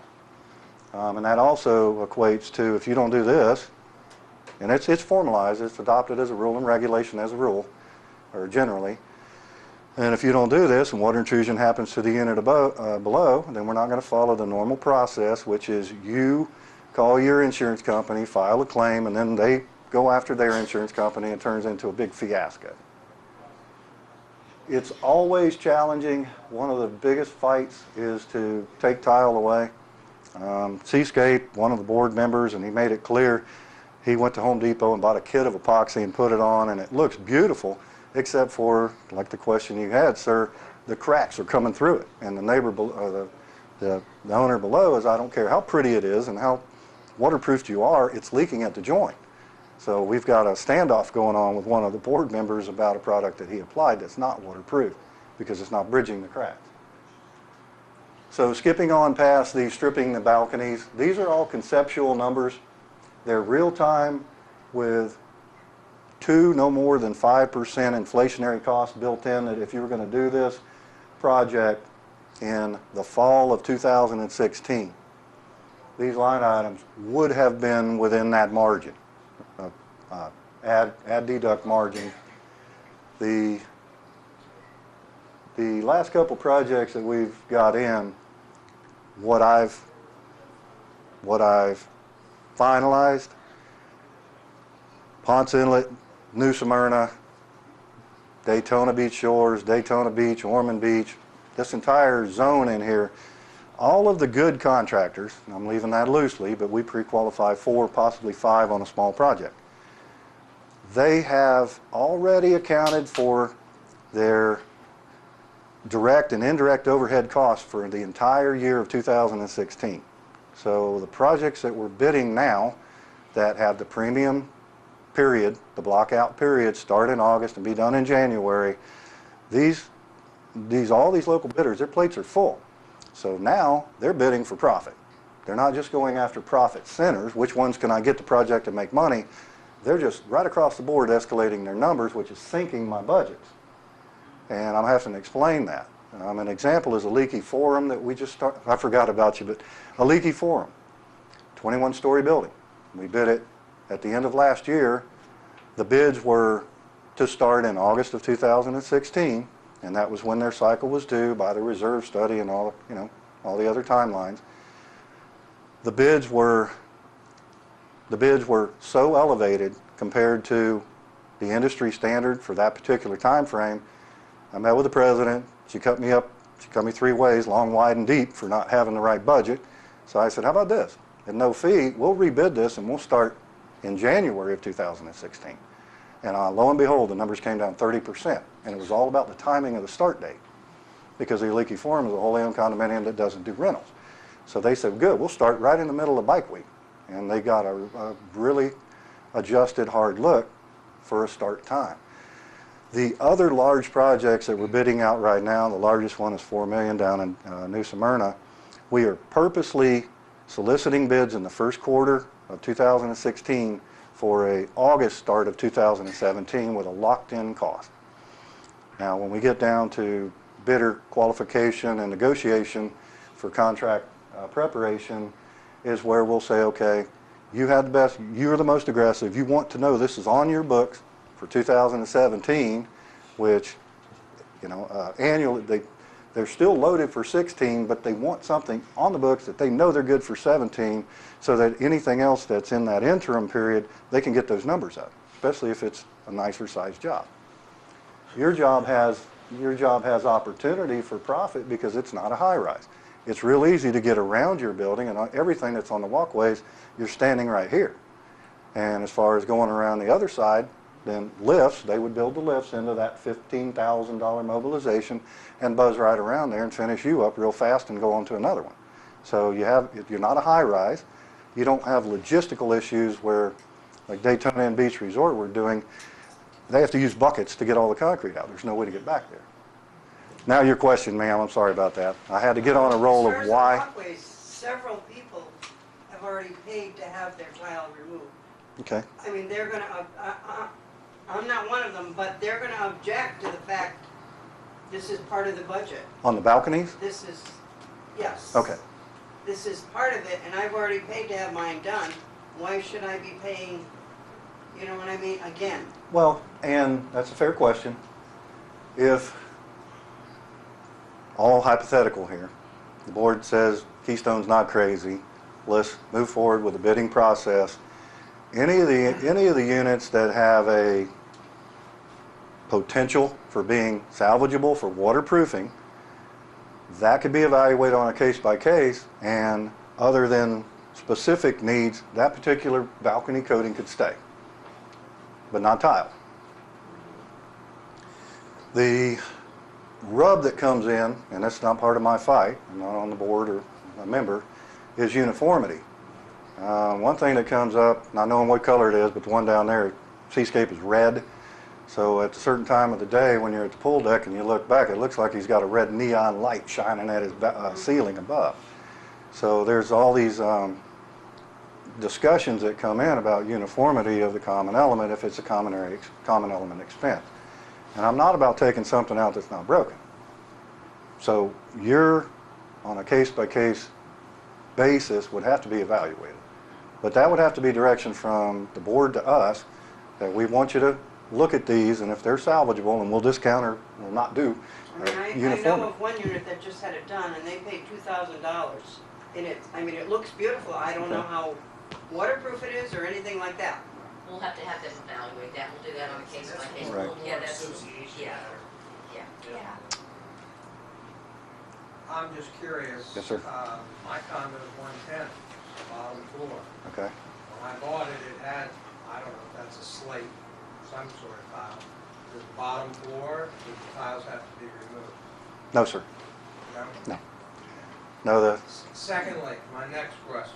okay, The work that we had done a few years ago, it wasn't that long ago, 2-3 years ago, okay, must have been a piece of crap job for it to require what we need to do. The current management association had nothing to do with it. okay. My question is, do we have any recourse of action or recovery, in your opinion, for them? All I want is a yes or no. I don't want a long explanation, because I don't want to bore anybody else. But No. do we have a recourse of action? No, because you had maintenance men doing the work.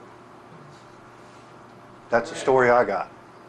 I was there, and I was asked to train the maintenance man who was doing the repair over on the southwest corner, and that's when I followed up with management and said, he doesn't know what he's doing, number one, and this is the Roger Rabbit explanation. He was using inferior product. He didn't have any knowledge of heavy construction. He was just taking beams out without holding up the planks that were holding, the beam was holding, and he was using the wrong products, he was using the wrong technique, so he was just wasting your money. And my final question then is Yes, sir. simply, your proposal is here, to do all this work that you as a structural engineer will totally oversee, you'll vet the contractors, all of that sort of thing, Right. so that you are ultimately taking responsibility for this, obviously as well as us, but nevertheless, you're going to oversee this so that we don't have that same problem that we had in the past. Almost true. If I turn around, I've got something on my back that a lot of the private, we don't do public sector work. We only do private sector. We don't want to be there. We do carry professional liability insurance coverage. That's not the nickname of errors and omissions. So if we design, if we prepare documents and they are proven to be defective, insufficient, improper, any of those caveats, then you have the luxury of a surety to attack us. Now, where the key to success is I'm a local guy, I was born right here, and the only way that I'm going to move forward is to surround myself with talent which doesn't mean you're going to pay a premium, but I'm not going to open this up to the blue book of contracting and have every Joe Schmuck with a van that can find his brother to help him periodically to come over and work on your building. It's going to be the same ones you see that have their signs out on the street. Now that you know our name, if you drive up and down A1A, you'll see our signs out at the road too. Well, other than renegades, as I call them, that we can get something cheaper by going to Cocoa Beach and getting a painter to come up and do these, do these repairs. There's a rarity that local residential contractors or new construction contractors, when the bottom fell out in 2010, there was a lot of properties that fell for that because the guys didn't know what they were talking about. So they would be shown the numbers. It's called bid shopping. 150, my God, I'll do it for 110. Well, the 110 was non-skilled, non-supervised. So the useful life was less, and the failures. I left out a bunch of stuff in this when I was trying to get through faster, but then I slowed down because I felt the need to, the age of the structure without a full-blown concrete restoration evident, prevalent, visible, or a waterproofing cycle, I felt I should explain it in a previous board. It's not a witch hunt, but the economy of scale and the cyclic nature of these repairs has proven to hit a sweet spot, not to spend more, not to spend less. The rub of spending $150,000, when you can do the math on the items that are up top, a fourth of the project is doing the concrete stuff. So if you only do a half of the concrete, then not 7, 8 years out, which would be a typical cycle, 3 to 5 years, like you just described, you're going to see these same things over again. So if that's your prerogative, and the ones that you only spent the money on this cycle, knowing you're going to have future corrosion, you can't take that away. We're not going to fix everything forever. That the economy of scale of accruing the funds and doing all this now and hit that plateau that we call a sweet spot, don't spend too little and don't spend too much. Because I see a lot of properties that spend too much, and you can't defend that. So they were sold a bill of goods, and contractors make good money taking concrete out up until the point that the concrete gets hard. And then when the concrete gets hard, which is what it looks like, I see the symptoms you had, they stop. They don't extend that last little bit to finish the job, get that last part out. They don't go around the steel. The contractors that bid to these the local engineers, us, we all use the same core group of 4 or 5 contractors, and they've all been here 20, 25, 30 years. We all use the same ones. There's a couple that interchange back and forth by the size of the job, whether it's post-tension like Gemini. That was a challenging project, so we excluded some of the normal bidders because of the specialty repairs. So to answer your question, if there's recourse, it would be you didn't have a scope of work, you didn't have a specification, so you didn't have mapping to say this is what he repaired, so he's under a warranty for 5 years. Everything, the minimum repair action on guarantee on any of these line items is 5 years. The highest would be 7. 7 years for paint, 7 years for coating, 7 years for caulking, and then all the concrete repairs are warranted for 5, but they should perform for 20. So a debate that comes in, well, when you buy a car, my truck's got a $250,000 on it, it's an 08, it's been paid off for years. But the warranty, the guarantee went away 100,000 miles ago. I'm still driving it happy as I can be. So the 5-year guarantee, if done right, the guarantee stops, but the useful life continues on if you had that proper scope, specification, and supervision of the right contractor in the first. You want a contractor there that's making money. You don't want to make it too much, but if they're not making money, they're going to shortchange you. It's just it all works together against itself. You had a question, sir? Yeah, just a couple. First of all, we talked about a couple things here about the sweet spot, was it August to December. What is your estimate of how long? If let's say we said we're going to do everything, how long is this going to take? 5 months, 4 months, 9 months? 4 tops, using a theory that if you let the contractor come in, and they can access balconies and walkways simultaneously, and where the interruption comes to to occupancy is, technically speaking, only when they do the horizontal coatings, when you can't have pedestrian flow. 3 days for a non-decorative application. So 3 days, go hang out with your daughter, or go to the mall, do something, and then come back. The 4 months would be the long period, because looking at the crowd, what I would think, there's 3 things in construction, pick any 2, speed, quality, and price. They all don't come together. Now, when I did Royal Floridian back in 2006, that was a $6 million job in 4 months. And they paid a premium because they're a resort. So they tore off a lot of balconies that didn't need to be tore off, but that was so that they knew they had speed and they could open up the restaurant, open up the facility back on time. What I would suggest that you folks look for whenever that actual start date is to get the best price and get the quality and give them more time to do the job. So the big impact to the people who are here, whether they be guests or renters or people who live here permanently, the biggest interruption is all that painting, not necessarily, I mean, the concrete work obviously is not going to be quiet, right? There's going to be some dust and all that kind of stuff. Right. But is the concrete, how much impact is there to people here on the concrete work versus all the paint work we're talking about? That's a good question. Item 3,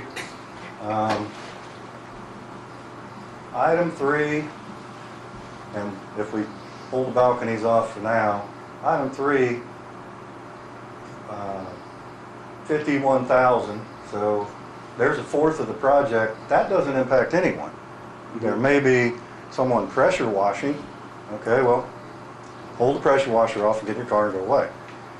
Where the challenge is for logistics and scheduling, not on the balconies, because on the balconies you just don't go out there for 3 days, 3 to 5 days. It's on the walkways that needs to be forecast. If it's forecast correctly, then it's called the funnel method, because the materials are weather sensitive, especially in the winter months when the fog's hanging around the 5th floor and you can't do anything. Or if you did anything, you'd be stupid. Leave everything in the bucket because it's not going to dry. So as the contractor gets closer, and you know everyone's monitoring that, because that's the biggest impact of an occupied condominium. In no way are you a type of resort just to shut down and go away, and come back. You wouldn't save any money doing that. About 3 weeks out, you would have a forecast begin on a Monday, be done on a Friday. And an optimum perfect world, Wednesday you're done, everybody's happy and they're back to a normal routine on Thursday and Friday of that week. So the week before, or 2 weeks out, then there may have been some impact to the last finishing touches, so that there's, you know, it has to be fully ready. The walkways would have to be fully ready. And then the week before, there would be a long-range weather forecast, and there'd be a definitive start date. We're starting on Monday. So it's not like someone knocks on your door and says, hey, you got to get out of here for 3 days.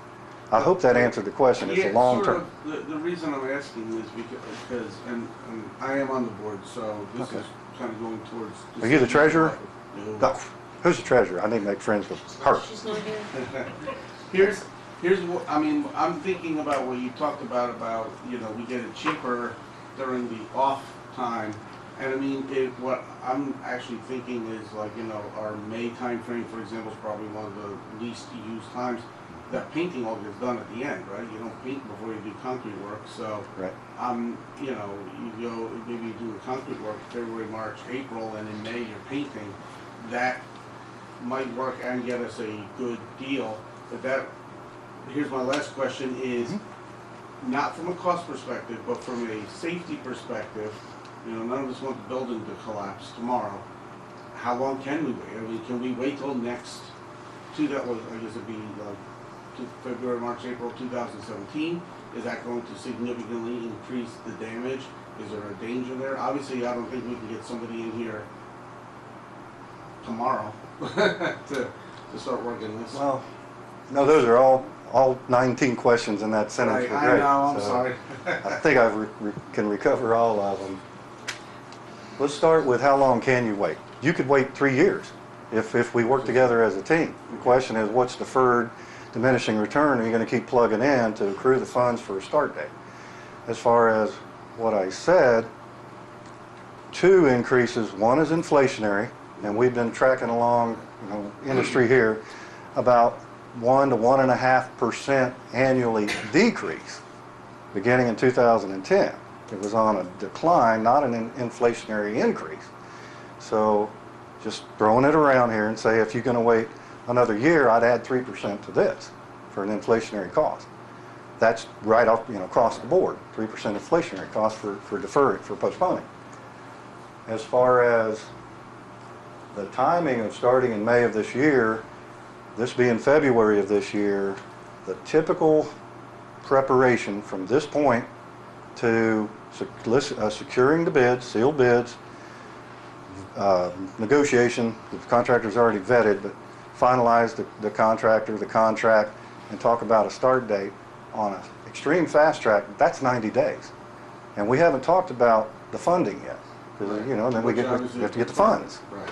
So generally the funds is another 30, 45 days for collection, because on this project, it's a bell curve, and where the start slow, hit a peak, the crescendo at the month out, I'm saying 4, it's really 3 months roughly, is all of those items in the top, they have to be done right away. So you'd have to have front end load on your funding, which means not equal installments, or I'll give you 45 days. So now we're into late June, right? Just throwing those timelines together.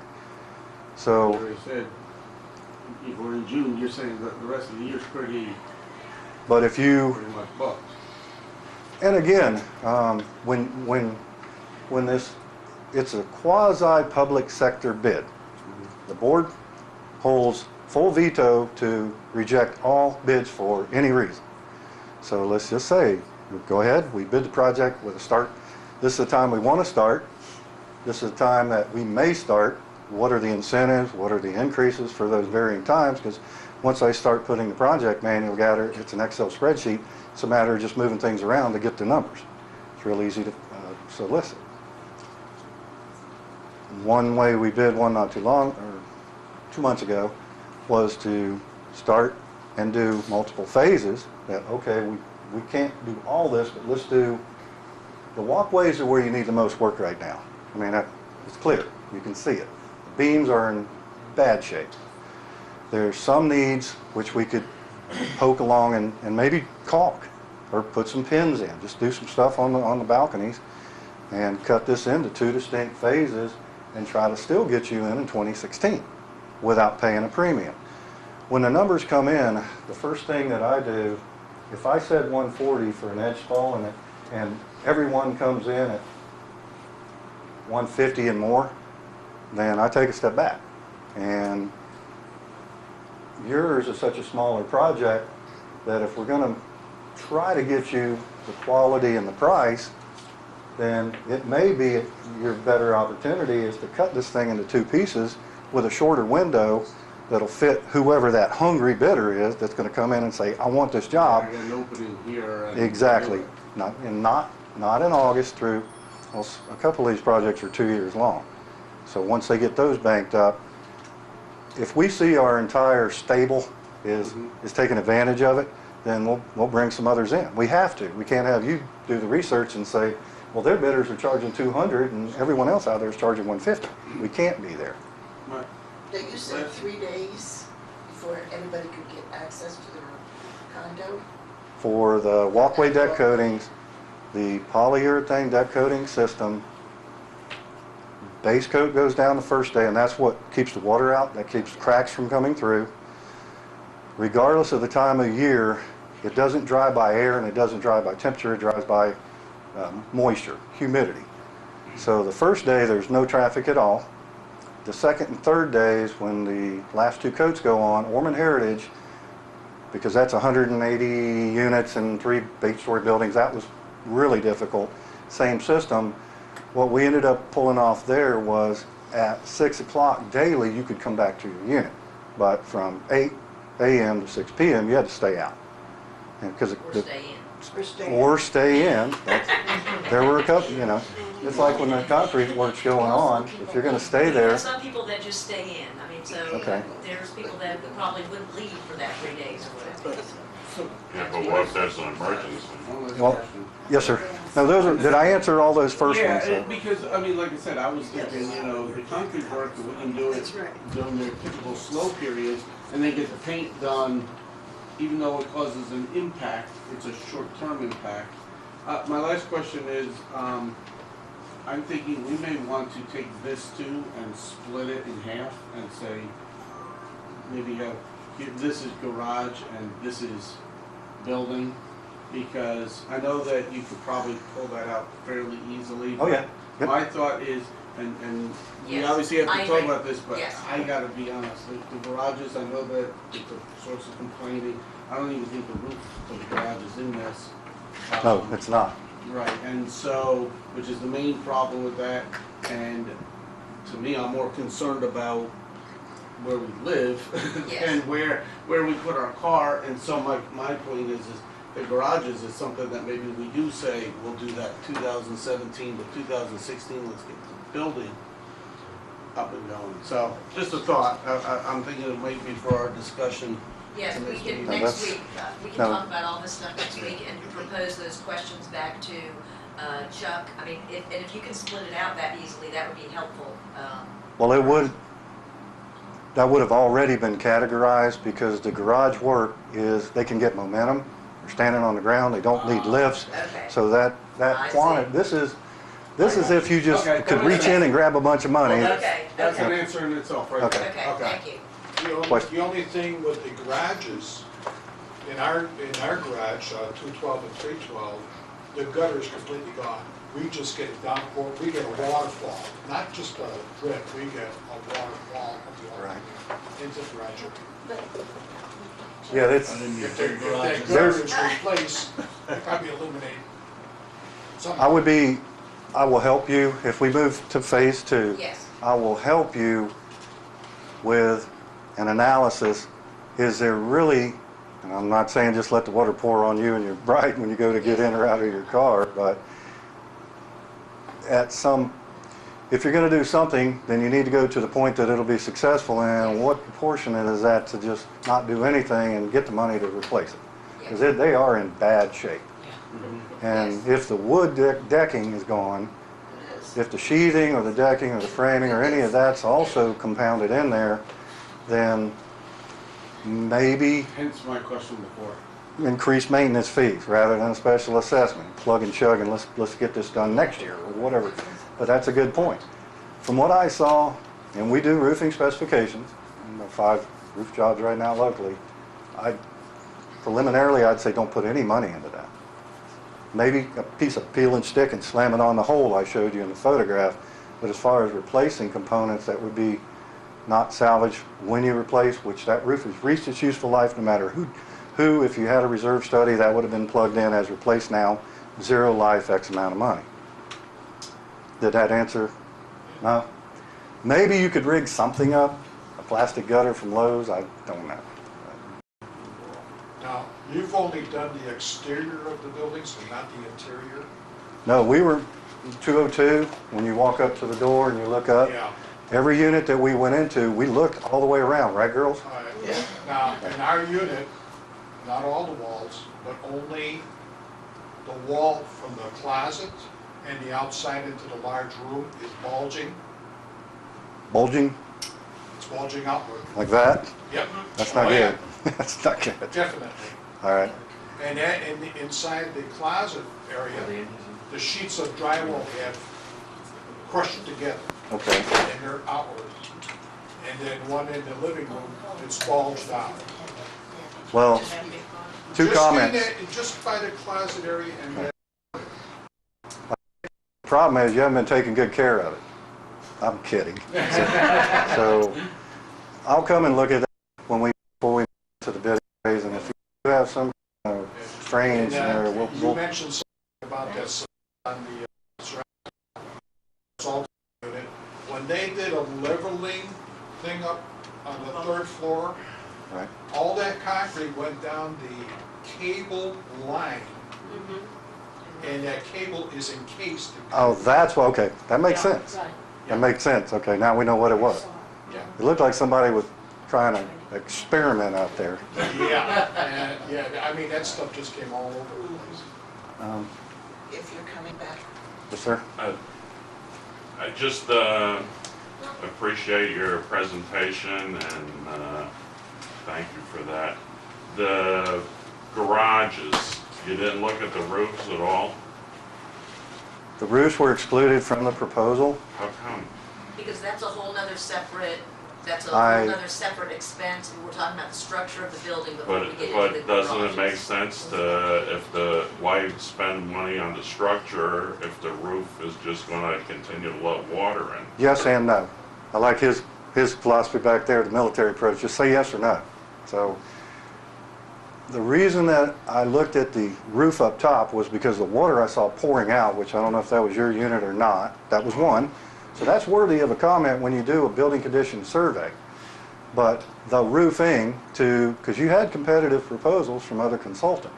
So it's a la carte. The more we look at, the more we have to analyze, the longer it takes and the more risk we have when we publish a budget.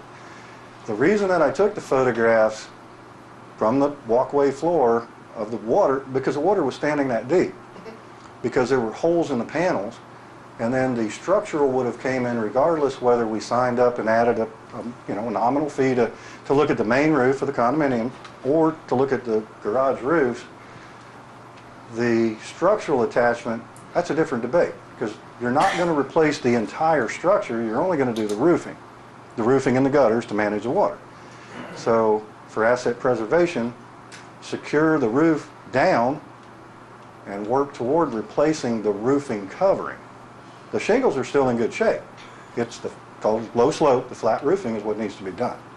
Right, so now in your opinion as an engineer, shouldn't that be part of the project to do the roof? Well, no, because you got two different animals here. You've got self-performing, long-term in business, local general contractors that do everything on this list. Everything on this list would be done in-house by the contractors. Right. Roofing would be subcontracted. So if you subcontract roofing, the general contractor is going to put a markup on it, charge you 6-8%, pick up and call a roofer. So if you want to move forward with roofing without a cost, because it's a square footage, knowing what the current rates are for, options, I'll give you a range. This would be the cheapest, shortest useful life.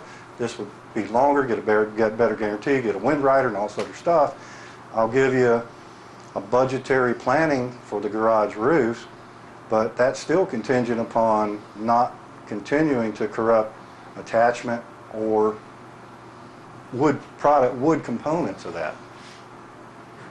Okay. And that'll be a totally separate project. Okay, but not part of shouldn't this. the board have that number so they know? Sure, I mean, I'm volunteering to do it.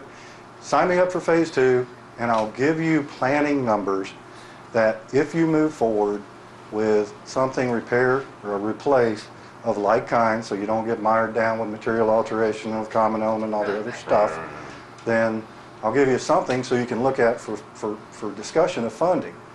Just like the last page of our report, right after this in the report, in big font, it says this is only intended as a tool for discussion. It is Right. not for funding, because we don't know what the numbers are going to be yet. Right, until you get the Okay. bids in. But Right. that's my other question is, how about the roof on the main buildings? Did you, It was excluded, and I never went up there. okay.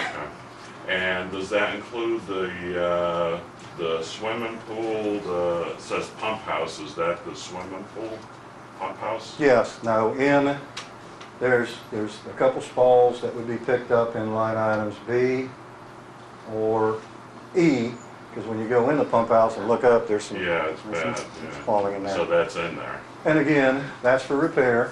When we get, this is, I think I said it, this number that's covered up with the GoToMeeting, the 300,000 number, that's really just to give you a bracket that this isn't a $100,000 job.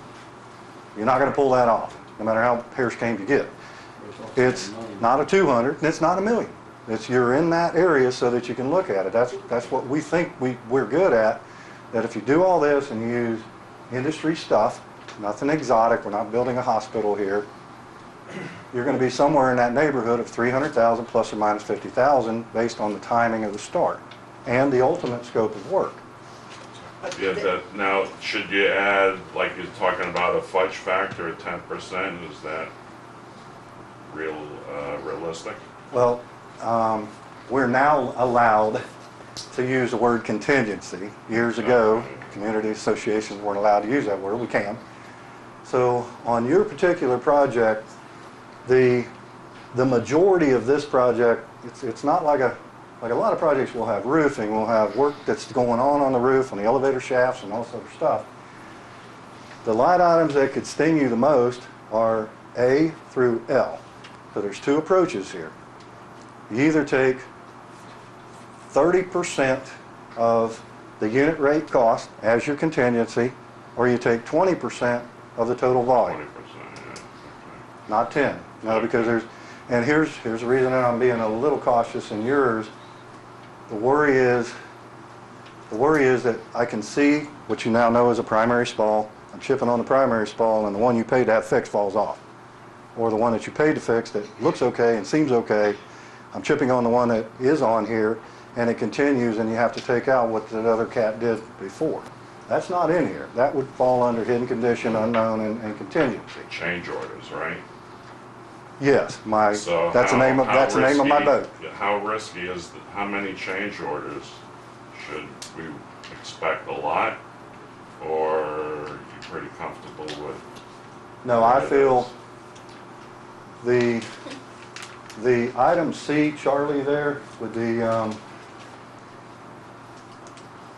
no, 2 alpha, the 208 linear feet, that's the one that has the highest propensity to go over budget. Some of the other ones should come in under budget or to be non-used activity. So the contingency, when a line item hits 208 linear feet, then we have two choices, and they're not semantical. We either continue at the unit rate of 140 for whatever it is above 208 linear feet. That's one option, turns into 113%. The reason I solicited the cost for a payment performance bond is $8,000 is if you secure a loan, then typically the surety is going to require a 100% payment performance bond, which is roughly 2% of the gross amount of the contract, and the loan is going to require a motion to carry from the association of how they're going to fund the loan. So you would add in another $8,000 to be able to secure a loan for the association. So 30%. What I don't want to do is face a firing squad twice, which is a back-to-back special assessment for the same project. No one wants to be there. So if anything, not pad it. There'll be some massages that are done to this, just like a valid question of, can we break out the garages, and we'll look at that as a priority 2 or deferred, not a priority 1 for the main building. So there'll be line items that'll be added or not subtracted, that'll be layered, if you will, that would come out. This would be modified to go into a bidding document for the bidders to put their numbers on. And then it's easier for you as owners to dissect, what are we really getting prices for? That's what was my concern with the roof on the garages, because if you have one special assessment and then as soon as this project's done, you have to have another special assessment for the roof, is it better just to have one number that you know about and take a loan for that amount of money and then divvy up the scope of work later, like... Just like the gentleman asked? Yes. And the reason is, you're going to pay a given amount of money to do the south garage, south side repairs, because you got a roof that's attached to all of that concrete.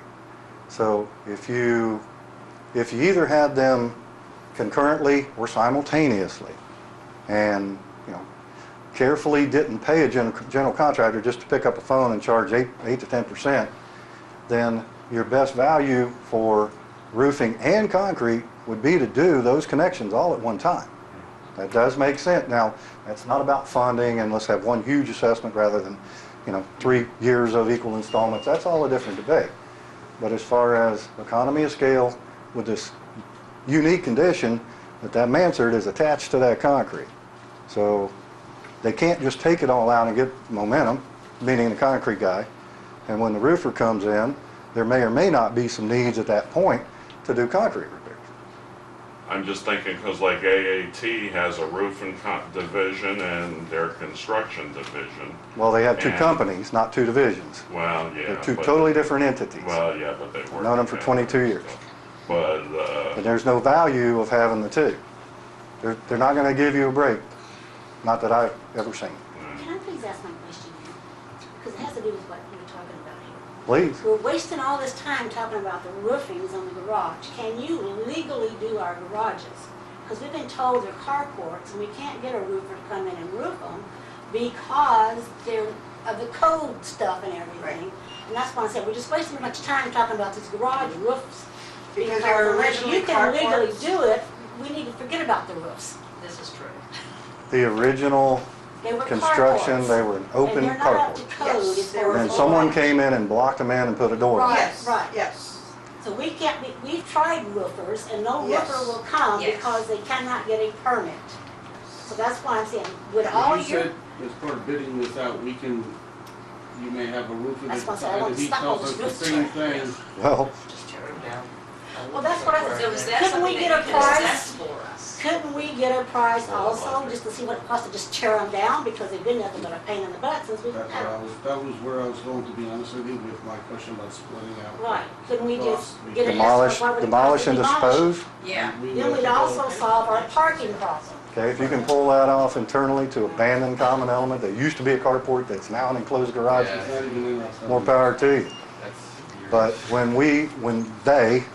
a general contractor goes for the building permit with our engineered seal on it, if those garages are what's qualified as a non-conforming structure, then yes, they're hands off.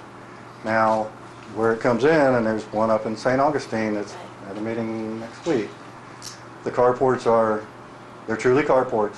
They are flying missile hazards, just waiting to come off and decapitate someone. Yeah.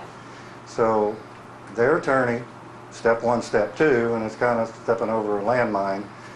The engineer said this is a life safety issue, which we could say with yours, because there are some other, starts with an M, ends with a D, four-letter word, and we go in there with your car, and if there are some microbial things flowing around, life safety. But Yes. that's So something- get legal counsel to say, follow the engineer's advice, demolish, dispose, and circumvent material abandonment or common element abandonment. That worked for them. And then that's step one, okay? It's gone. And now what are we gonna talk about? Well, I want mine back. Okay, well, let's start working through that process. Without doing the analysis, it very likely, in setting aside a non-conforming structure, and a couple yahoos came in there drinking beer and started throwing blocks up and sticking doors on something, that may explain some of the stuff that I saw, now that you say that it's, it's not normal stuff, Right. that it may be the economic solution to demolish and replace rather than attempt to repair and Right. get around all this other That's what I stuff. wanted to get to, because we were just talking about over and over and over and over the Yes. same thing. So Yes. ballpark, what's the differential of the garage stuff taken out, ballpark? So we got 300K bottom line, I can't say anything with the, but just ballpark, what's the garage taken out, just curiously? But we're not talking about the demolition, we're not talking about the We're not talking about demolition. demolition, we're just saying, don't fix them. Yeah. Just like just Right, remove the garage repairs. Just Don't ballpark. worry about the other. Because you got some other sub Like line items that are included on there too, so.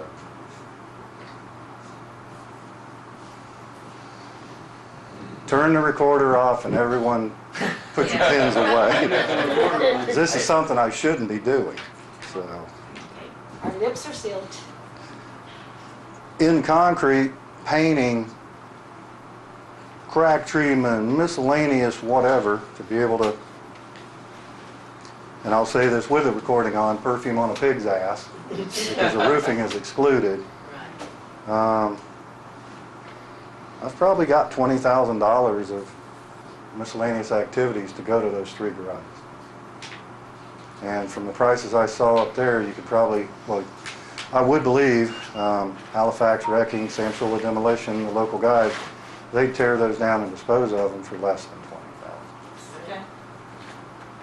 And then you're off on a different, where do we park? That's a. Well, that actually opens up more parking.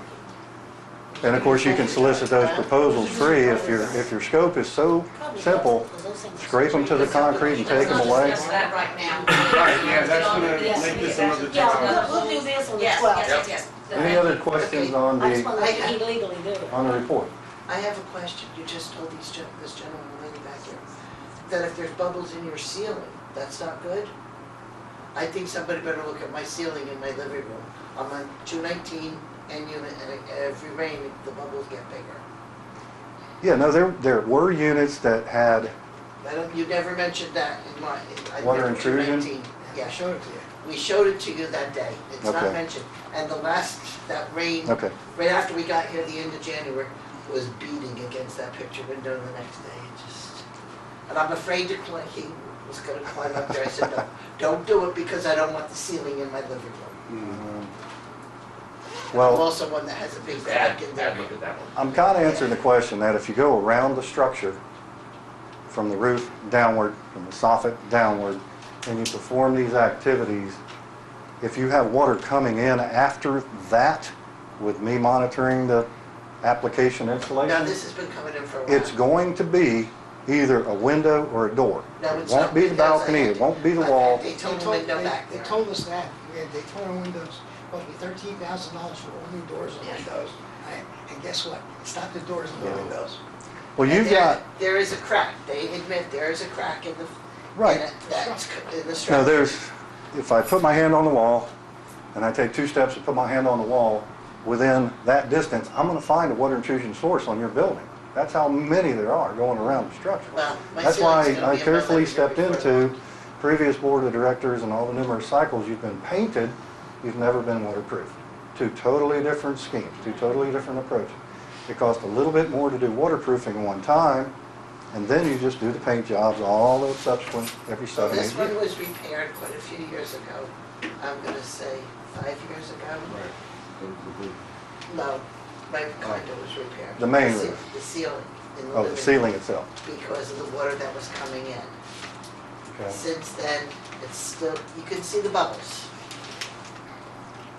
Well, I've got a couple units that I need to come Okay. look at if I'm not fired yet, once the number got Can out. you make a suggestion that anybody who thinks they have something that needs to be looked at? Or further maybe questions. Mark, so he can get them to you. Yep, get it to me in writing. I'll either respond in writing accordingly, or I'll come to the property and look at those couple units and look at that garage and, you know, What's entailed decide in if it's phase something they need 2, to be. and how do we get to that? What's that? What's entailed in phase 2, and what do we need to do to get to that? What time frame are we looking for that? Management has the Phase 2 proposal. Okay, No, we do, it's already inked, you already have.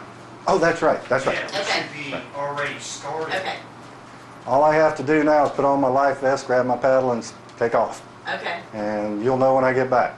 So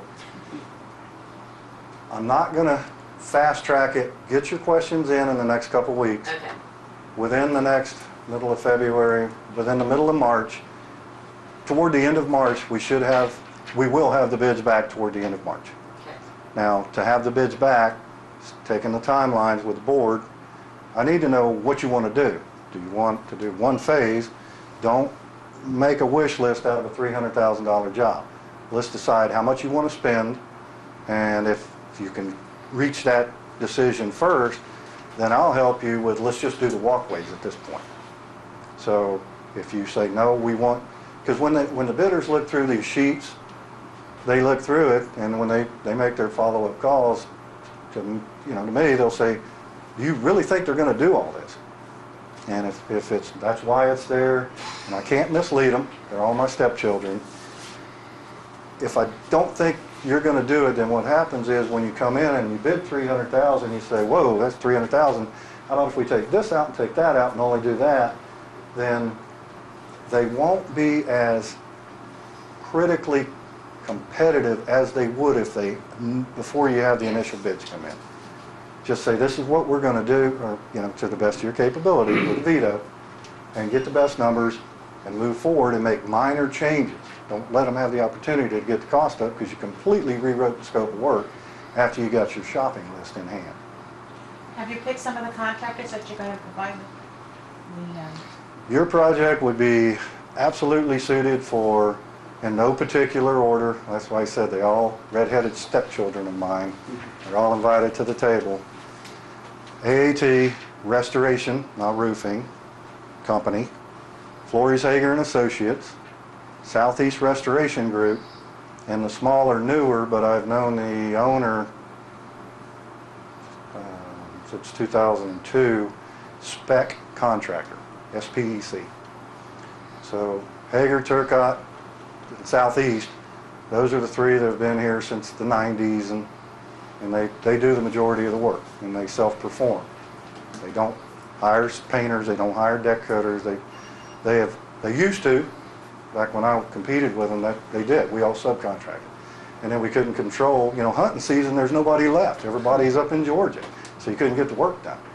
So, or it was where all these guys, and girl painters, better girl painters in some properties, that you couldn't control the timelines. So just like we're saying, we're going to put these coatings on in 2 weeks.